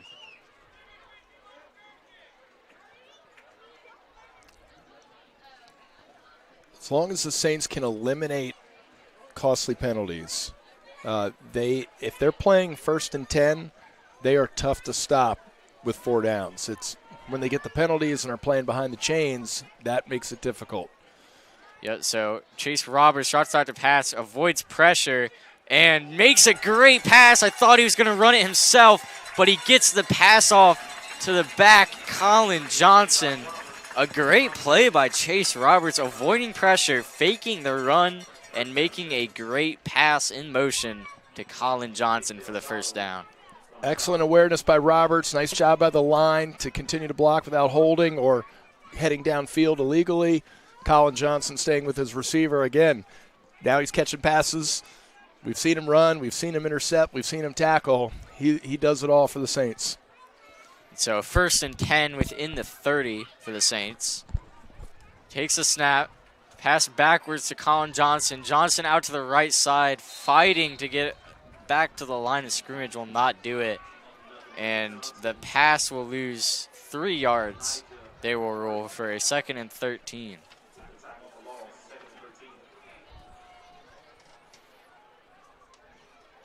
With the Saints' running ability, 134 yards on the ground in the first half. Even at 2nd and 13, I think the Saints can still test Fork Union with the run. Probably in 4-down territory here. Yeah, we saw, Aiden White, they had a 3rd and 29, I believe. Aiden White got 28 yards, so the run game has worked for some of these long plays where usually you would have to make a pass for it. And Fork Union takes a timeout there. All right, Hill. 2nd and 13 coming up. Saints were very aggressive to start the game. What do you think they're going to be doing here? I think for them, especially at this field position, I certainly think this is 4-down territory. I think we can expect to see some run plays here. As I was saying early, they've had some run plays go for a long distance and get some good chunks of yardage. And it's only 2nd down. You got, if this is 4th-down territory, they're thinking that they've got 2 more plays. So I think right now we probably see a run play. If they don't get it and it's short yardage, probably another. If they don't get it and it's a little longer, you might see a pass. But bottom line, I do think this is 4-down territory. Yeah, I would agree. And even at 2nd and 13, I think the Saints can run it. And if they can pick up 5 or 6, now you get into that 3rd down scenario where the Saints are a threat to either run or pass, and that's where they're so dangerous. So Johnson in the shotgun formation with Chase Roberts. FUMA, though, crowd in the box. Yep, bringing a lot of pressure. And gets the throw off, and it's Jerron Johnson. Jerron, a great catch. And that is, I believe, enough for that 1st down. And they're going to say it is just shy. 3rd and inches for the Saints. Jerron Johnson with a little under 12 yards on the play. Nice job by the Saints. That just shows coaches and quarterback in sync with one another. FUMA walking guys up to play the run, hit the quick slant to Jerron Johnson. Now it's 3rd and 1. Yep, great play. Johnson in the backfield. Johnson takes a snap, finds a bit of a hole, and Johnson still on his feet, enough for that 1st down.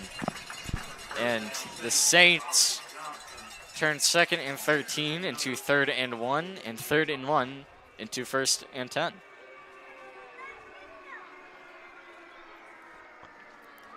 And they will put them at, looks like the 13-yard line. So,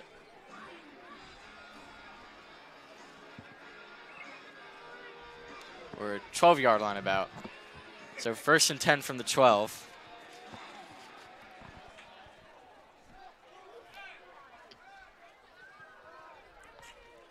So Colin Johnson again in that pistol formation. Gives it to Colin. Colin up the middle. And Colin's still on his feet. He didn't go down. And he'll get some extra yardage out of that. Looks like he ran head first into that crowd and almost got his knee down, but stayed up and got about 8 yards off of it. Great run by Colin. He's another relentless competitor. Kept those feet moving. Great agility to stay up. So looks like about 2nd and 3. And takes the snap again, hands it off to Colin Johnson. Colin Johnson, a touchdown into the end zone on 2nd down from the 5-yard line. Colin Johnson is putting in the work on offense today. And it looks like a player is down on the field. Nice job by Colin Johnson on that drive. Running the ball, big reception from Chase Roberts on that key play. Nice to see him get in the end zone.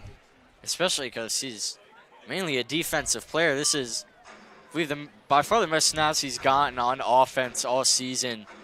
And when you have a player like this who can put in the work on offense and defense, it really opens up a lot for the team.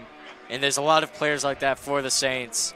You see Lance Cleland, Darius Gray, and now Colin Johnson all playing a huge factor on both sides of the ball. With Colin Johnson getting into the end zone wearing number 9 and it being homecoming, it's taken me back to about 25 years ago. The Saints had a running back named Walter Coleman who wore number 9. And Walter Coleman holds the record for the longest punt return for a touchdown in St. Christopher's history at 93 yards. So long distance.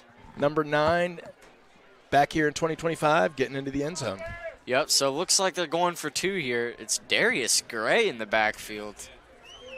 So Chase Roberts under center. Takes a snap. Hands it off to Darius Gray, and Darius Gray will put points on the board for the Saints. Walks in untouched, and the Saints go up 29-8. 4 minutes left in the 3rd quarter. That was a good-looking play. Yeah, I agree. Well designed, well executed. Yeah, and I was just talking about Darius Gray on offense and defense while I was talking about offensive line, but here he is at running back now. So William Sterling again will kick it off to Fork Union with a 29-8 lead. 3-possession lead for the Saints. Darius Gray could probably play. It wouldn't surprise me if he could play every position on the field. On the basketball court, you'll sometimes see him play point guard. He can make a three-pointer. He can play in the post. Great passer. I bet he could do the same in football, and we saw it right there with that run. Yeah, I'll tell you what, if Darius Gray is lined up at running back, I don't want to be the guy going out to try and tackle him. So I'm glad I'd want to be up here with you. Yeah, for sure. So William Sterling setting the ball up.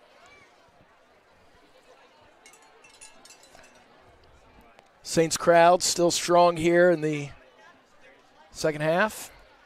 And that is field around the 25. The return, a good return, up to about the 45, so about a 20-yard return. Ball came loose. Saints have it. Yeah, the Saints recover a fumble on the kickoff. FUMA with an error there. I'm not sure exactly who punched it out. I didn't realize it was out until I saw Coach Chafee pointing that direction. But the Saints offense going to get right back out there on the field. Number 32, Claiborne Hall in on the action. Nice to see special teams creating a big play for the Saints, especially after a touchdown opportunity here to really take control of the game. Yeah, my mom, she used to race horses, and she had one that they called special teams because it would either kill you or in the race. You hit the nail on the head. Yeah, special teams, there are very few plays that just can flip the momentum of the game or the field position. So the Saints will start another offensive drive, this time from the 45-yard line. This is, I believe, the best starting position they've had all night since, I believe it is the best field position they've had all night to start. So that last drive was a nice methodical drive by the Saints. A good balance of running, short passing, march down the field. sometimes after a momentum turnover, a team will take a shot. So it'll be interesting if the Saints take a look for that deep ball that we started the game with early. Aiden White back in the backfield, giving Colin Johnson a well-deserved rest after the last drive. Yep, so looking like they're going to run it here with this formation, and it has worked pretty well this game so far. So from the 45-yard line, Roberts in pistol formation with Aiden White behind him. Roberts takes the snap, drops back to pass, and fires a dart, and it's Andy Hinks. He cannot reel it in. Dropped it at about the 25-yard line, and it's going to be 2nd and 10 now. Nice throw by Roberts. That would have been a tough catch in traffic. Hinks earlier today made a great catch going down to catch one on a slant. We have an injured Fork Union player down. Yeah, I think it's past where the play ended. I'm not sure if it was non-contact, but hopefully he's okay. yeah, you always hate to see an athlete go down.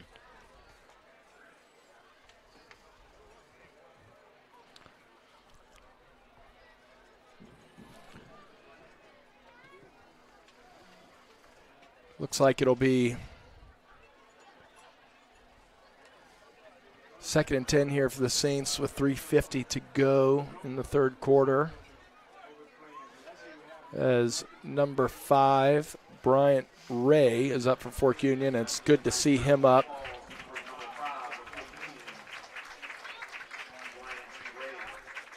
Hopefully he is okay.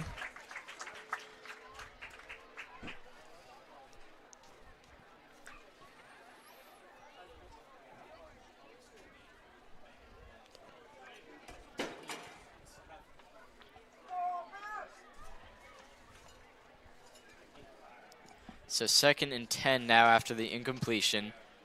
Aiden White in the backfield in the pistol formation. This formation looks about the same as it was on that last play. I think they liked how it developed. And it certainly did look good. Just a drop there, which happens. The bunch formation, it can be tough for the defensive backs to figure out who's covering who, depending on the route, and also to the wide side of the field, it opens up the screen game. So it looks like the Saints force an offside on Fork Union, so that's a nice way to get 5 yards back. Yep, so that's going to turn 2nd and 10 to 2nd and 5.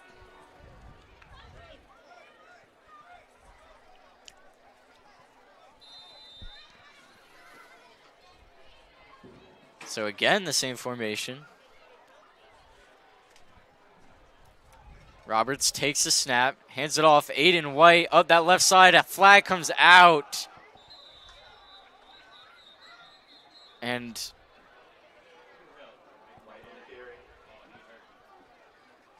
looks like it came out where Walter Cart was with a Fork Union player on the ground. I did not see what happened between the two. Penalty on the Saints. It looks like a cramp for the Fork Union player oftentimes when you see the coach or trainer stretching the leg like that. Always a sigh of relief when the trainer comes down and stretch the player out. So I'm not 100% sure what the penalty is. I think it's against the Saints. Number 24, Max LaFollette, walking off on his own power, which is good. Yeah, I'm confident he was just cramping there, but let's see what this penalty is.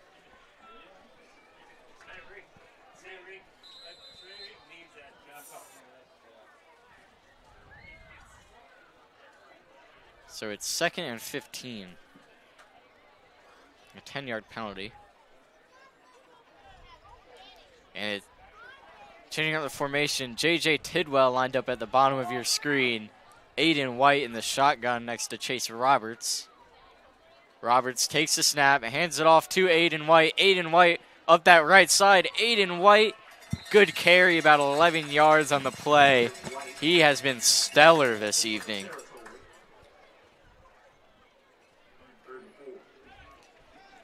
And 2nd and 15 becomes 3rd and 4 after the carry by White.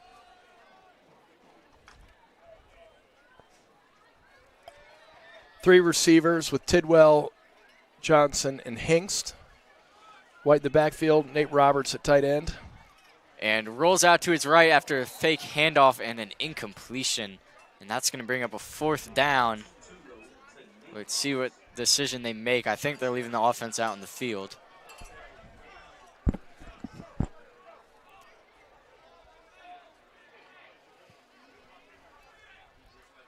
And Roberts is the Roberts to Roberts connection will be a good one down the stretch. Little off on that one, but I think they're going to get that in the future. It's good to have a big, versatile, athletic, pass-catching tight end who can also run block like Nate Roberts. Yep, so Asari in motion. Takes a snap, passes it to Asari. Asari up the left side, and he cannot convert. Got about 2 yards off of it, a yard about, and the Saints defense will come up after the turnover on downs.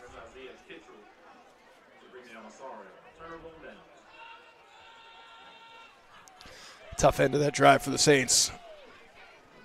Yep, so Fork Union offense going to come out for a 1st and 10 drive starting from about the 38-yard line. And the Saints a couple times now have put together a good drive and just turned it over on downs.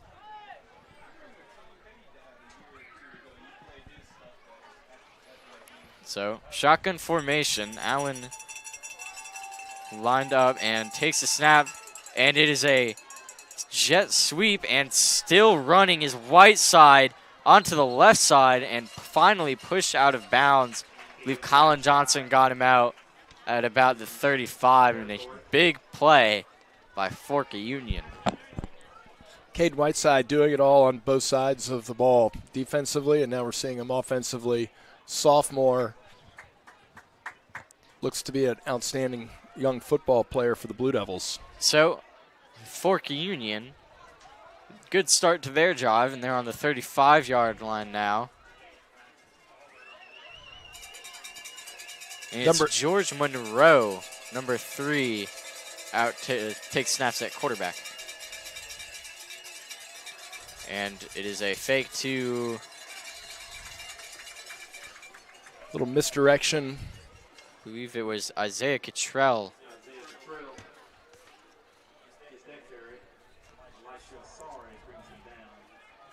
So Cottrell brought down by Asari, about 2 yards on the play. It turns it into 2nd and 8. 2 minutes left to go here in the 3rd quarter.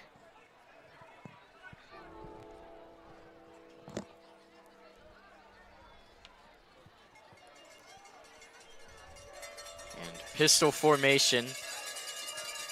Monroe, low snap. Monroe goes down to get it and is just immediately taken up there by Charlie Edmonds.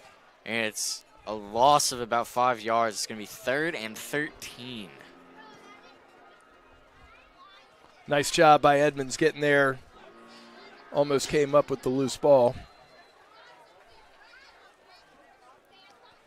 Yeah, the snap was low, and Monroe just had to do his best to hold on to it, not give up a fumble.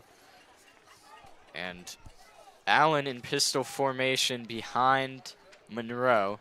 Shotgun formation. Switch it up. Saints will have Elijah Asari, Pendlebury, and Darius Gray rushing. There goes E.B. Brandon, too. And Darius Gray slams it down on the ground, and they throw a flag.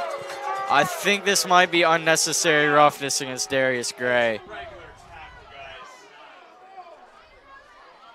It was a hard tackle. I don't know if it was... They're going to call it unnecessary roughness against the Saints.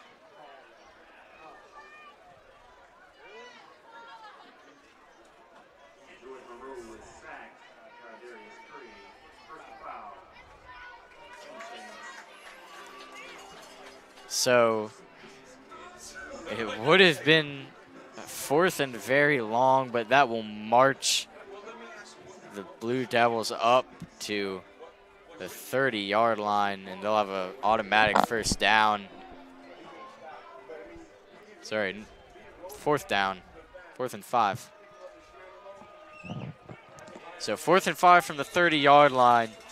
Not enough for the automatic first down since it happened so far back into the backfield.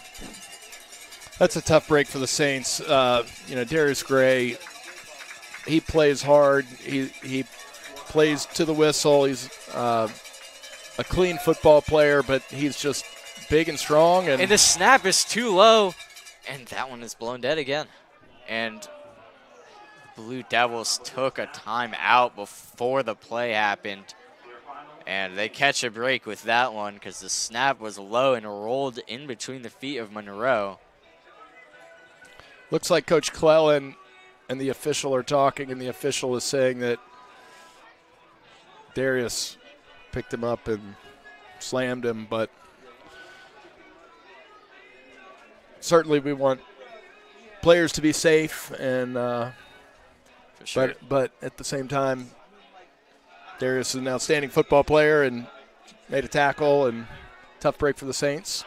Yeah, it's a very physical game, obviously, and I think it's real easy to get just lost in the adrenaline, and especially when you're that big and that strong, it's real easy to just lose yourself in the adrenaline and just make a tough tackle like that.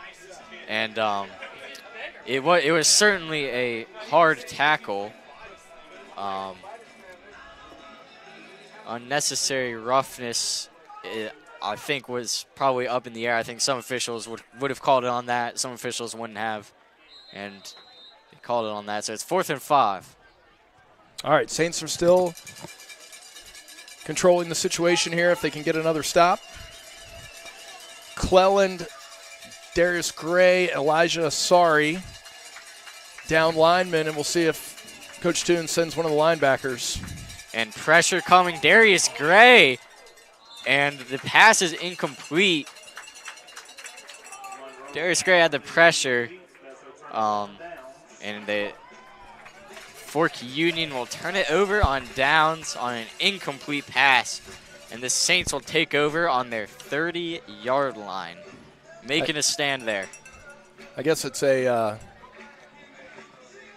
moot point because it's a turnover on downs. But Yeah. had it not been a turnover on downs, I might have wanted to see a holding call because it looked like Yeah, there was some jersey being grabbed to prevent the pass rush. Yeah, but I definitely, moot point.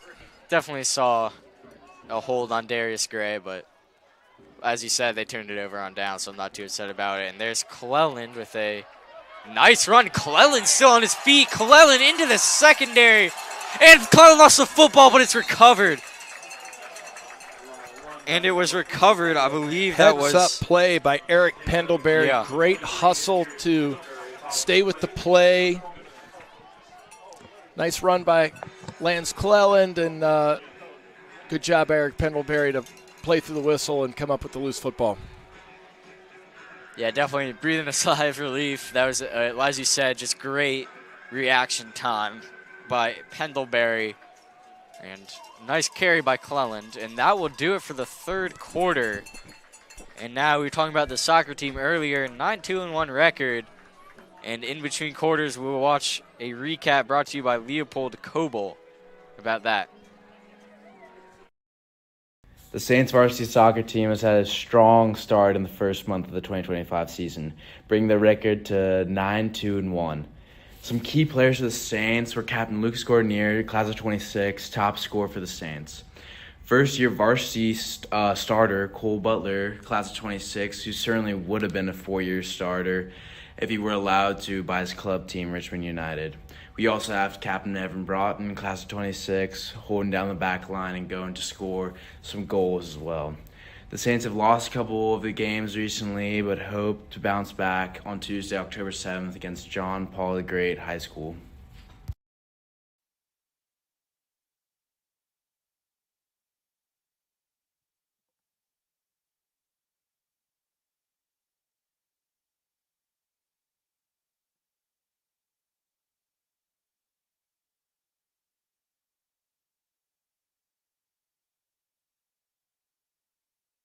So, coming back to the fourth quarter now. 12 minutes left to play.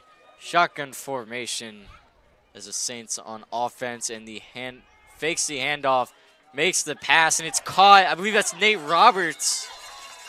And Roberts to Roberts. About 15 or so yards plus some. Good to see them connect on that. That's a excellent option for the Saints offense. Nice play. I like Coach Cullen after a low throw earlier going back to that play call so that they can work on it. Again, keeping the defenses off guard because you never know who the ball is going to go to in the Saints offense. Yep, so this one. Good throw, good catch. This one will be from, I believe, the 22-yard line. And Roberts takes a snap, quick pass out, and it is caught, and it's good pass there, quick play for some yards. And Humack on the catch.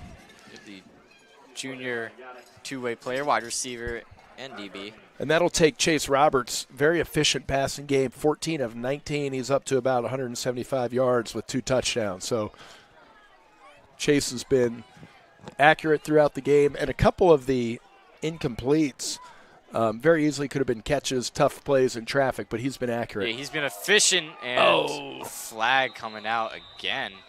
A lot of flags this game. There's in the backfield, I believe, and they're going to call roughing the passer. I did see Chase Roberts down. I did not see the hit, but I think it might have been helmet-to-helmet contact, which the rules just say you have to call that if it's helmet-to-helmet. Yeah, that'll negate what would have been an interception. And I think what we saw earlier on the penalty call on Darius Gray on that play, quarterback, player safety, very important. Officials are going to err on the side of protecting quarterbacks, and defenses will respond accordingly. So it is a 1st and goal. So Roberts takes the snap, hands it off, and on the carry is number 17. It's Charlie Gunn, the junior.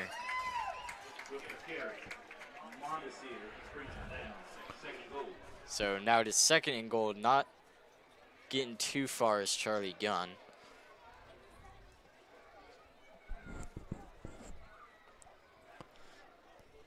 At the third quarter, stats show very good balance with the Saints offense.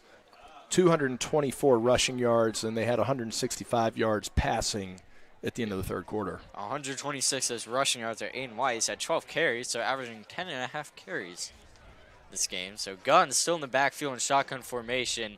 Roberts takes it himself, weaving through defenders, and delivers a pass. And it was Nate Roberts, and another flag coming out. I think there was some contact on Nate Roberts after the play. Great catch by Nate. Diving, hanging on to it. Yep, so let's see what this flag is. It came out where Nate Roberts fell. He was pushed back onto the ground a little bit after he fell.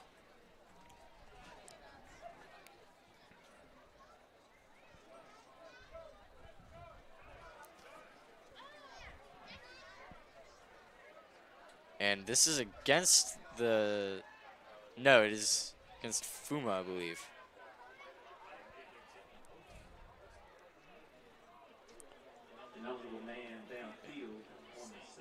So there's an eligible man downfield on the Saints and a personal foul on the Blue Devils. That can be tough sometimes if Chase did a good job keeping the play alive, but sometimes a lineman might start to block thinking it's going to be a run and can drift a little bit. Yeah, so I believe it's going to be the same distance, I think. So 2nd and goal still. Number 88, Judd Carithers, in the game for the Saints. Love to see that. Judd is also a very talented bass player in jazz band. So Pretty 10 neat. minutes left to go. We've got some good football-playing musicians, too. Lance Clellan sings. So does James Signeri. Yep, and the handoff to Gunn is into the end zone. Charlie Gunn and the Saints go up 35-8 here at Knowles Field with a chance to make it 36-8. Or maybe they'll go for 2 as well. No, William Sterling is out there, so they're going to go for the extra point. Nice to see Charlie Gunn get in the end zone. Good run there.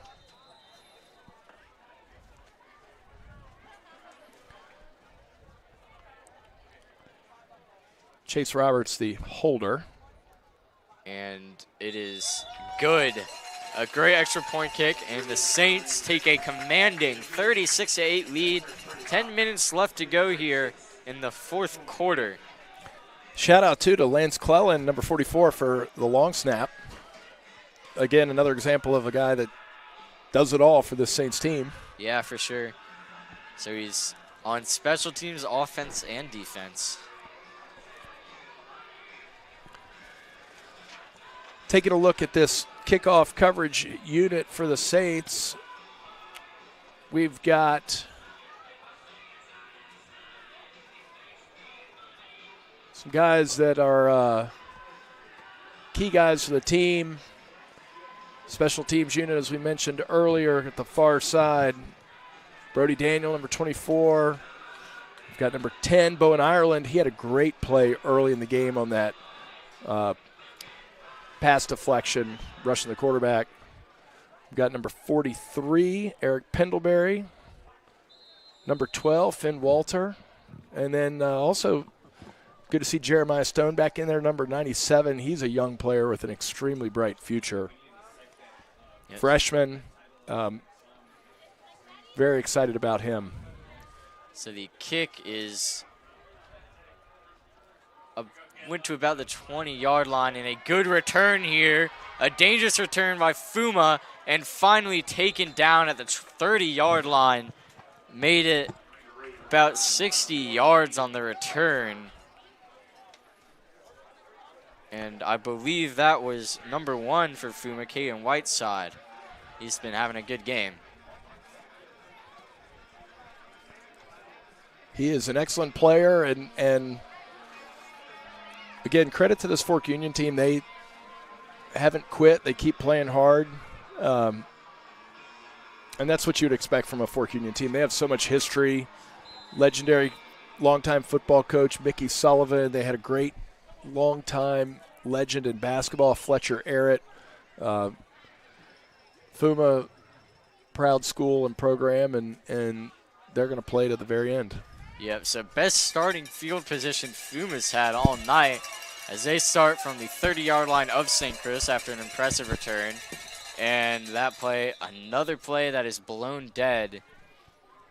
And a false start on FUMA. It will be a 5-yard penalty, turn 1st and 10 to 1st and 15.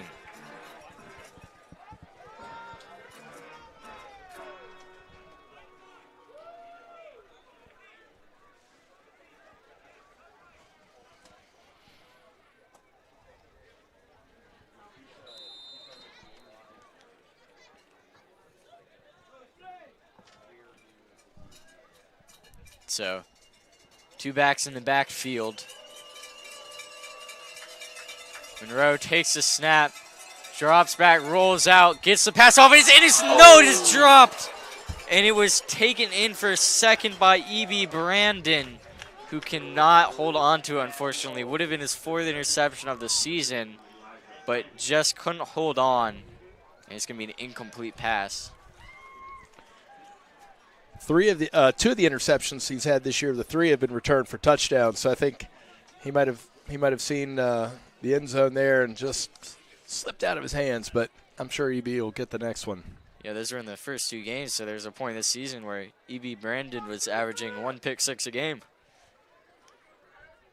So 2nd and 15, shotgun formation. Brody Daniel, number 24, and Claiborne Hall, number 32, in at linebacker for the Saints. In motion, takes the snap, gives it to the motion man, and wrapped up and taken down for a loss of 6 is Whiteside. Great play by number 12, Finn Walter. Excellent athlete, lacrosse player. Still thinking back to in that Bullis game when he ran down on a fourth down play, Bullis's Clemson commit. Excellent player in the secondary for the Saints. So this will be a 3rd and a 21. A long ways to go for that first down marker. And Monroe and Allen in shotgun formation in the backfield. Jax Davis in at the defensive line, number 28 for the Saints. And the pass is not caught, just a little high. And it was Whiteside. Whiteside jumped up to catch it, but when you gotta go up high for that and get off your feet, that can be hard to haul in and take down. So no completion there. 4th and 21. And I imagine they'll go for this when they're down 36-8 with 8:45 left in the game. Vake Martin, number 56 for the Saints, coming off after some good work on the defensive line. Now we're back with Drew Pendlebury, number 54, number 71, Isaiah Grant, and Jax Davis on the line. So takes the snap, drops back to pass, and it is not caught. Almost picked off, but better that it's an incompletion. So the pass is off target, and the Saints take over on downs. Will start this drive at their own on their own 41-yard line. And after a very efficient and productive game from Chase Roberts at quarterback, we'll see number 16, sophomore Avery P. Freshman Avery P., excuse me. I know the coaches are very excited about this young man's future. So P takes it, hands it off to Gunn. Gunn going up about 4 yards, 3 or 4. They're going to give him 4, so it's going to be 2nd and 6 now with the chance to get some young guys their reps. Seeing Avery P. out here reminds me of a Saints quarterback from a few years ago, Gil Williamson, who was very tall, 6'6", strong arm. So shotgun formation. P takes it, rolls out right, takes a throw. It's a good throw there. It's J.J. Tidwell, and Avery P. has a first down completion. Great job for the young quarterback. And it's to Patrick Leckie. Patrick Leckie, number 13, with the nice catch. It's great to see Patrick back on the field. This summer, he was playing basketball for the Saints in July and had a knee injury that kept him out for a little while. He really hit the rehab hard and worked to get back, so it's great to see Patrick in the mix making a nice catch. So there was a flag. It's an impressive throw in the flag. I don't know if you guys saw that. It was the highest I've seen a flag go. It's at the 40-yard line. I'm not sure exactly what it's for. James Carney, number 19, also in for the Saints at receiver, sophomore. Judd Carithers at tight end. Gibson Beck, number 14, also in.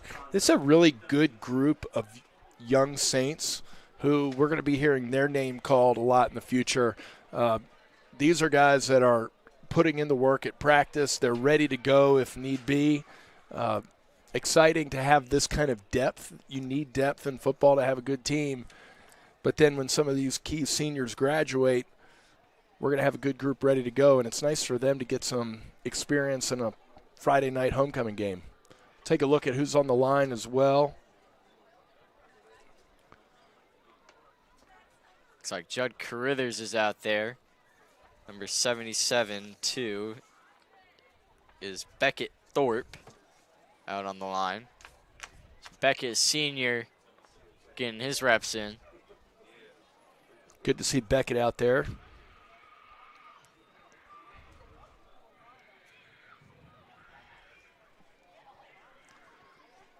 So Not sure exactly. I think there was offsetting penalties there that they were talking through.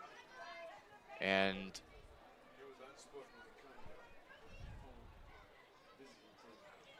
so, can be 41-yard line, 1st and 10 after the completion from Avery P. to Patrick Lucky.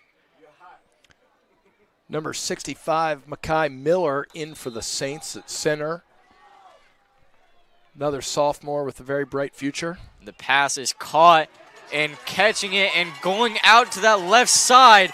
It is number 14, another flag on the play. After the pass to Gibson back, the sophomore. Another flag, lots of these tonight. I think this one's going against the Saints because Coach Cleland, that is, does not look very happy about it. And it's holding on the Saints.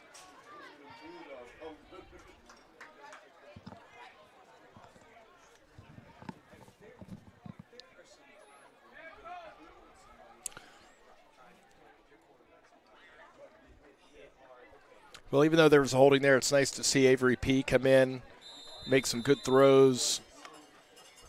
Receivers catching the ball. Yep, so 1st and 7 now. Or, yeah, about 1st and 7. Another flag. They're handing it off to Charlie Gunn, but there is another flag on the play, and this one's also against the Saints, I believe.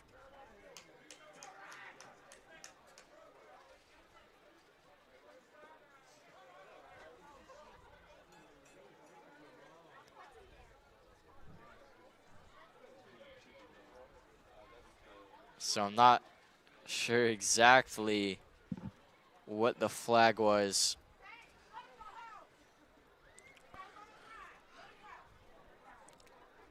Looks like a sideline penalty. Yeah, I think Cleland was talking to the refs about the previous penalty, and I suppose he didn't like what he was saying.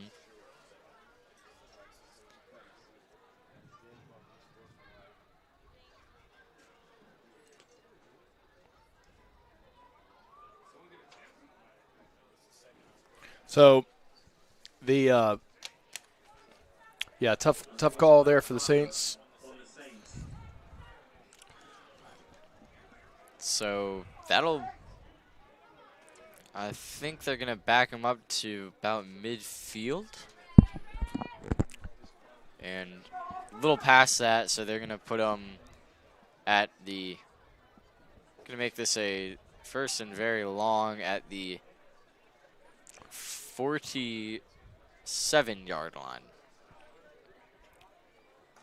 Coach Cleland, I know, has a lot of pride in all the players on the team and how hard they work. And so I know there's got to be frustration when guys who put in all the work at practice come out and execute, and then a penalty's called because, you want to have those guys have success. And so I know he's supporting those guys who are on the field right now and wants to see them rewarded for their hard work. Yep, so shotgun formation. Avery P. lined up in front of Charlie Gunn. Takes a snap, hands it off to Gunn. Gunn is stuffed in the backfield. Looks like he's going to be stuffed in the backfield, but he powered forward to get decent gain out of that. It was an impressive job. Gunn just bowling his way forward.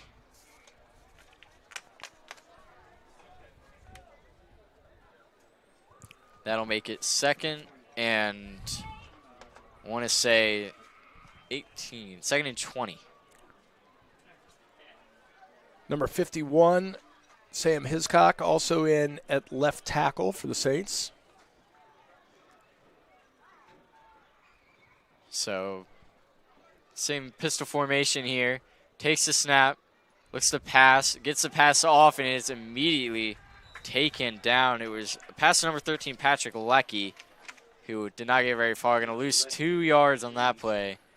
So a 3rd and a long way to go. Nice play by Fork Union, and excellent job by Patrick Leckie to hang on to the football there. Yeah, for sure. So I think someone took a timeout here. as we have a break in the action.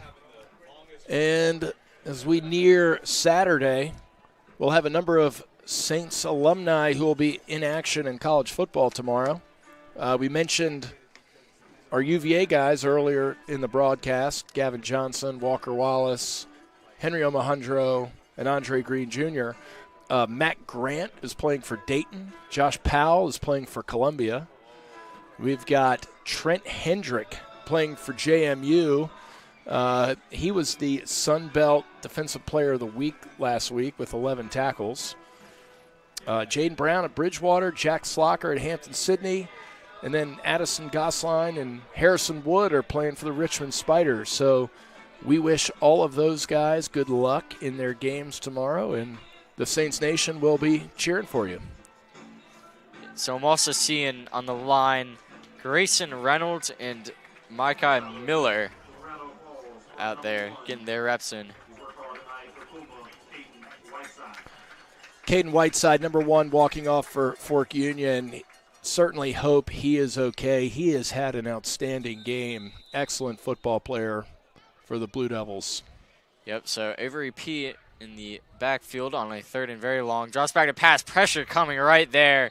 Throws it away and pushed down after the play. And it'll be a 4th and 22 for the Saints. Good job by Avery P. to get rid of the football. Yep, so out comes William Sterling and the punt team. 5 minutes and 48 seconds left in this game. The Saints have a 36-8 lead.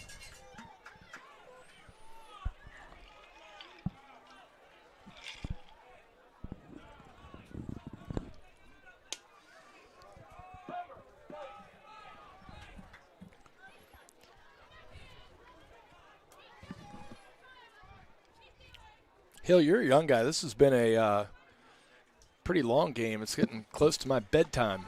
Yep. And we still have more than 5 minutes to go. And good punt by William Sterling. Yeah, that is as good a punt as you can ask for inside the 5 from the 40-yard line. Wow. 47 yards on that punt for William Sterling. Interestingly, his favorite player in the NFL is Jordan Stout, who is the punter for the Ravens.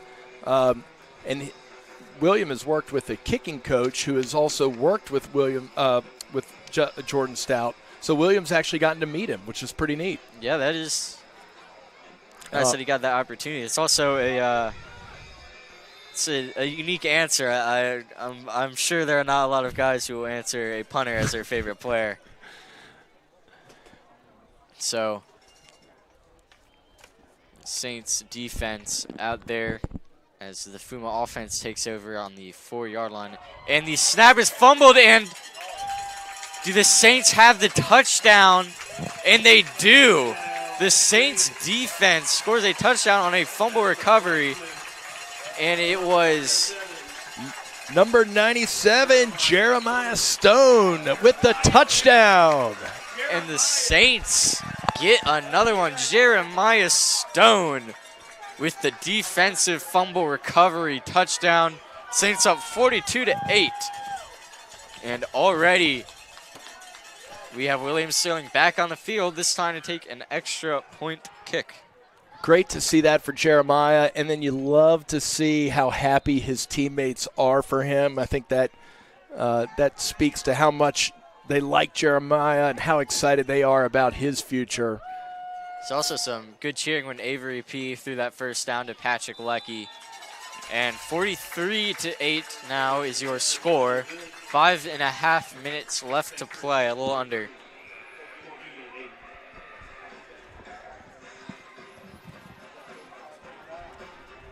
Well, I think as this game has gone on, the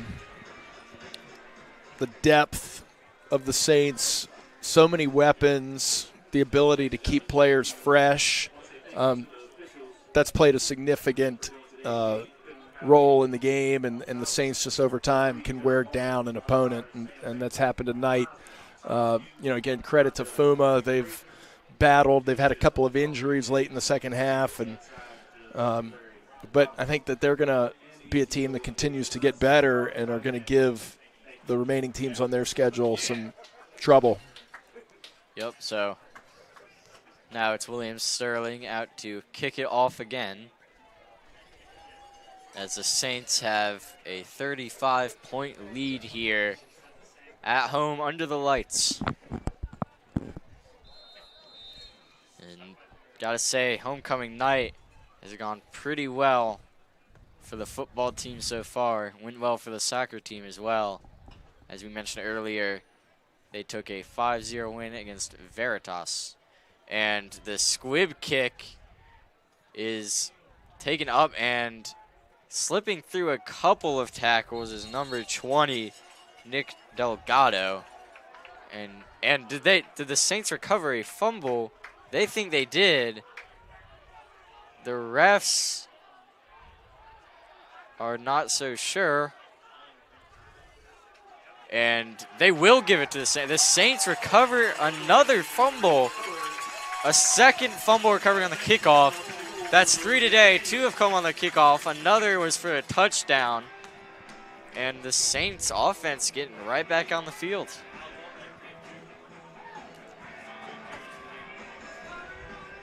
.5:13 to go. Good to get a lot of guys game experience. Yep, so players that work hard but need to be ready to play at a moment's notice. Young guys getting some experience for the future. Yep, James Kamey down and lined up at the bottom of the screen. And takes the snap, hands it off to Gunn, and slips a tackle, and Charlie Gunn taken down after a gain of about 3. So it is 2nd and 7 now after the handoff to Gunn.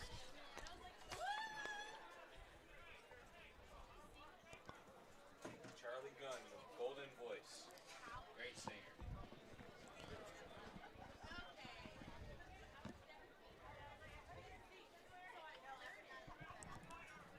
Next week, the Saints will return to action here against Woodbury Forest. And that play is not going very far, stuffed there at the line of scrimmage. It was Julius Mondesir to stop him there, and it's 3rd and 10 now after a loss of 3. Saints are looking here like we'll be 1-0 going into a big prep league stretch with the Woodbury game next week, followed by Trinity. So we hope everybody has enjoyed the broadcast tonight, but we would like you to start making plans to be out here live and in person to cheer on the Saints for these next coming games. Would love that. And 3 people in the backfield. Gunn is one of them, and the other is Jax Davis. And the handoff is to, I believe, to Charlie Gunn, who makes a decent carry on that play. About 6 yards on the 3rd and 10, and I'm gonna get 4th and 4. So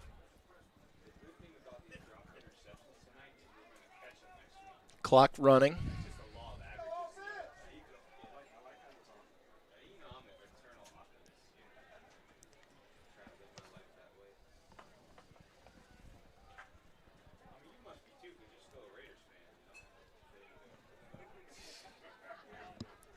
So 4th and 4, get some young guys the experience under pressure. How about it? And P makes the pass, and it is dropped. An unfortunate drop there. Was looking for James Kamey, who drops it, and they will turn it over on downs as the clock runs down here. So it's 2 minutes, 39 seconds left in this football game. Nice throw by Avery P. And James Carney is a sophomore, and he's going to have plenty of catches here in the years to come. Good to get that experience. It's always an adjustment. You're playing under the lights. You don't always practice under the lights.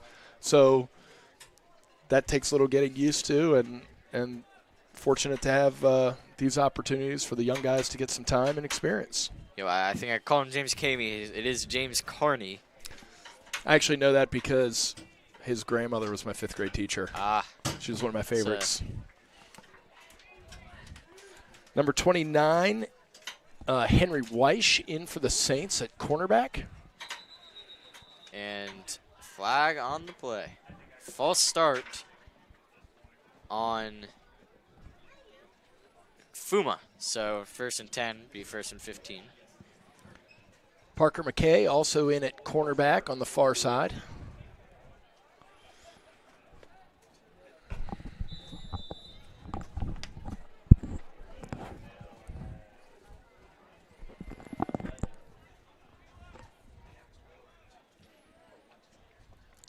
So this play will be run from the 22nd yard line.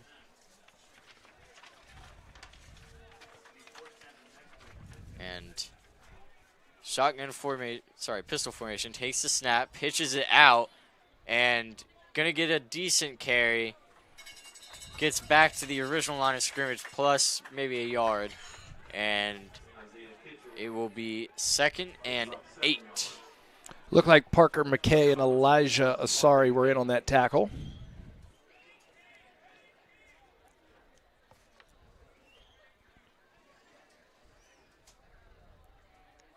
So shotgun formation. Takes the snap, rolls out to his right, pressure coming, airs it out, and it is caught and dropped. And the coverage there by Henry Weish, who forces it out. Great job by Henry. Underthrown pass. Number 1. Good to see Caden Whiteside back in the game for Fork Union. Made a nice play to come back and get it, but Henry stayed with the play and poked it out. Great job, Henry, breaking up that pass. Yep, so 20 seconds and counting left in this game. 3rd and 8. So we'll see if they run another play here. 5 seconds left. Takes the snap, so they are going to run one more. Makes the pass, and it's picked off. And it is number 3, Jerron Johnson. Did a double take there, seeing him get a pick on defense. You know, he's such a great receiver, you forget he's also a two-way player. So got that defensive rep and an interception to close it out. The Saints take home a 43-8 win over Fork Union on homecoming night under the lights. Nice bounce back win for the Saints. Great start. Couple areas where maybe the adrenaline of the wore off, lost a little focus, regained it, did what they needed to do. Lots of good game experience for a number of players on the team, especially some guys that maybe haven't gotten as much playing time. Nice to get them in. Shows the depth of the team. Great contributions all the way around. And most importantly, 1-0 in the Prep League. Everything that we want to do is still ahead of us. Next week, Woodbury, and we'll go one game at a time from here on out. Yep, so the Saints advance to 5-1. An impressive game. Run game looked great. Passing game looked great, especially early on. It's really impressive, especially by Aiden White. I think Aiden White might just be the player of the game here. Averaged over 10 yards a carry and just really elevated the Saints' run game to the next level. Great job by Aiden. Lots of weapons for the Saints. Colin Johnson gave us a big lift. Some great passing and catching with Chase Roberts throwing to J.J. Tidwell and Jerron Johnson, and Nate Roberts, Andy Hinks. Just so many weapons for the Saints team. Lance Clellan with a nice run. The depth is what is really impressive. And for Fork Union, I would probably say that their player of the game was the sophomore Caden Whiteside. And then also their fake punt with Clayton Karambakis to number 8, Nehemiah Allen. That was a really nice play. Credit to Fork Union for the way they battled today. Some final game stats, courtesy of the one and only Coach Lewis. Saints had 21 first downs. Fork Union had 4. Rushing yards, St. Christopher's 39 carries for 246 yards. FUMA had 17 rushes for 17 carries. So with that kind of disparity in the run game, it's going to be a good recipe for the Saints. Yep, and through the air, Chase Roberts, 14 completions on 19 attempts, 186 yards and 2 touchdowns. Efficient football from the Saints quarterback. And Avery P getting the action too. 3 completions on 5 attempts for 25 yards, including that 14-yard pass to Patrick Lecky. He looks good. It's going to be an exciting to watch him develop as a freshman. Coach Chafee has got 2 good quarterbacks that he's working with, and nice to have Chase Roberts playing at such a high level as a senior. Avery P getting some good experience. And then distributing the ball to the receivers. Really happy to see Jerron Johnson. 6 catches, 69 yards, a touchdown. When he is a weapon for the Saints, and when he and J.J. Tidwell are both a threat, the Saints are that much more dangerous on offense. Yep. Defensively, great game. For taking a look here at the defensive stats, Charlie Edmonds all over the field, Bowen Ireland, Elijah Brandon, Elijah, great job on the outside. And also, we have to talk about Darius Gray. He's so disruptive. Sometimes the statistics don't capture the impact that he has on the game because teams are running away from him. They're double-teaming him. They're triple-teaming him. And it opens up opportunities for teammates. That's one thing about Darius that is so remarkable. He's such a team player that he will battle no matter what, knowing that other teams are game planning for him offensively or defensively. And he's happy to see his teammates succeed because if that's going to help the team, that's what he's all about. Yep. And on the topic of the Saints defense, the opposing quarterbacks, a combined 3 completions on 17 attempts, had 83 yards and 1 touchdown. Most of that was just that 72-yard fake punt pass, so only let up 1 big play. And other than that, we're completely dominating with that secondary. That's a really special group back there. Coach Lewis is down here taking a look to see if we might get Coach Cleland or one of the players for an interview. So we'll hang on for a minute or 2 more and see if we get somebody up here that wants to fill us in on the game. Also looking at the scoring for the Saints, J.J. Tidwell scored a touchdown. Jerron Johnson a touchdown. Colin Johnson had 2 touchdowns. Charlie Gunn a touchdown. And Jeremiah Stone a touchdown. So lots of good balance there. Yep, and Charlie Edmonds leading the team in sacks. He had 2, along with 2.5 TFLs.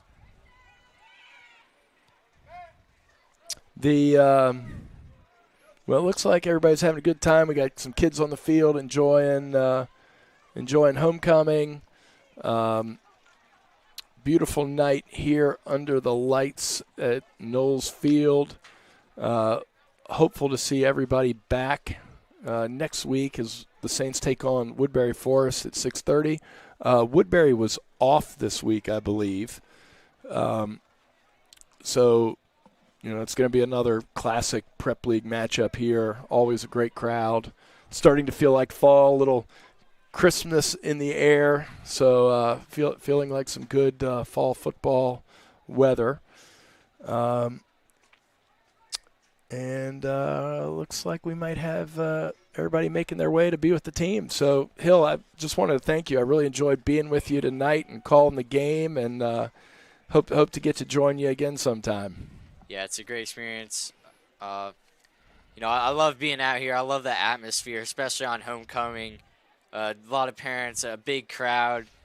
The atmosphere today and the atmosphere that St. Christopher's has created in this game, I think, is just stellar. So if you haven't come to a home game, I would plan on it. It's a great experience. And this is a great team to watch. So keep following all the Saints athletic teams this fall. A lot of great guys that are working hard, and it's really fun to see them in person. We'll look forward to seeing you guys in the weeks to come. So thanks for being with us tonight. Yeah. Thank you very much for tuning in. This has been Hill Butler and Coach Jones here with SDC TV.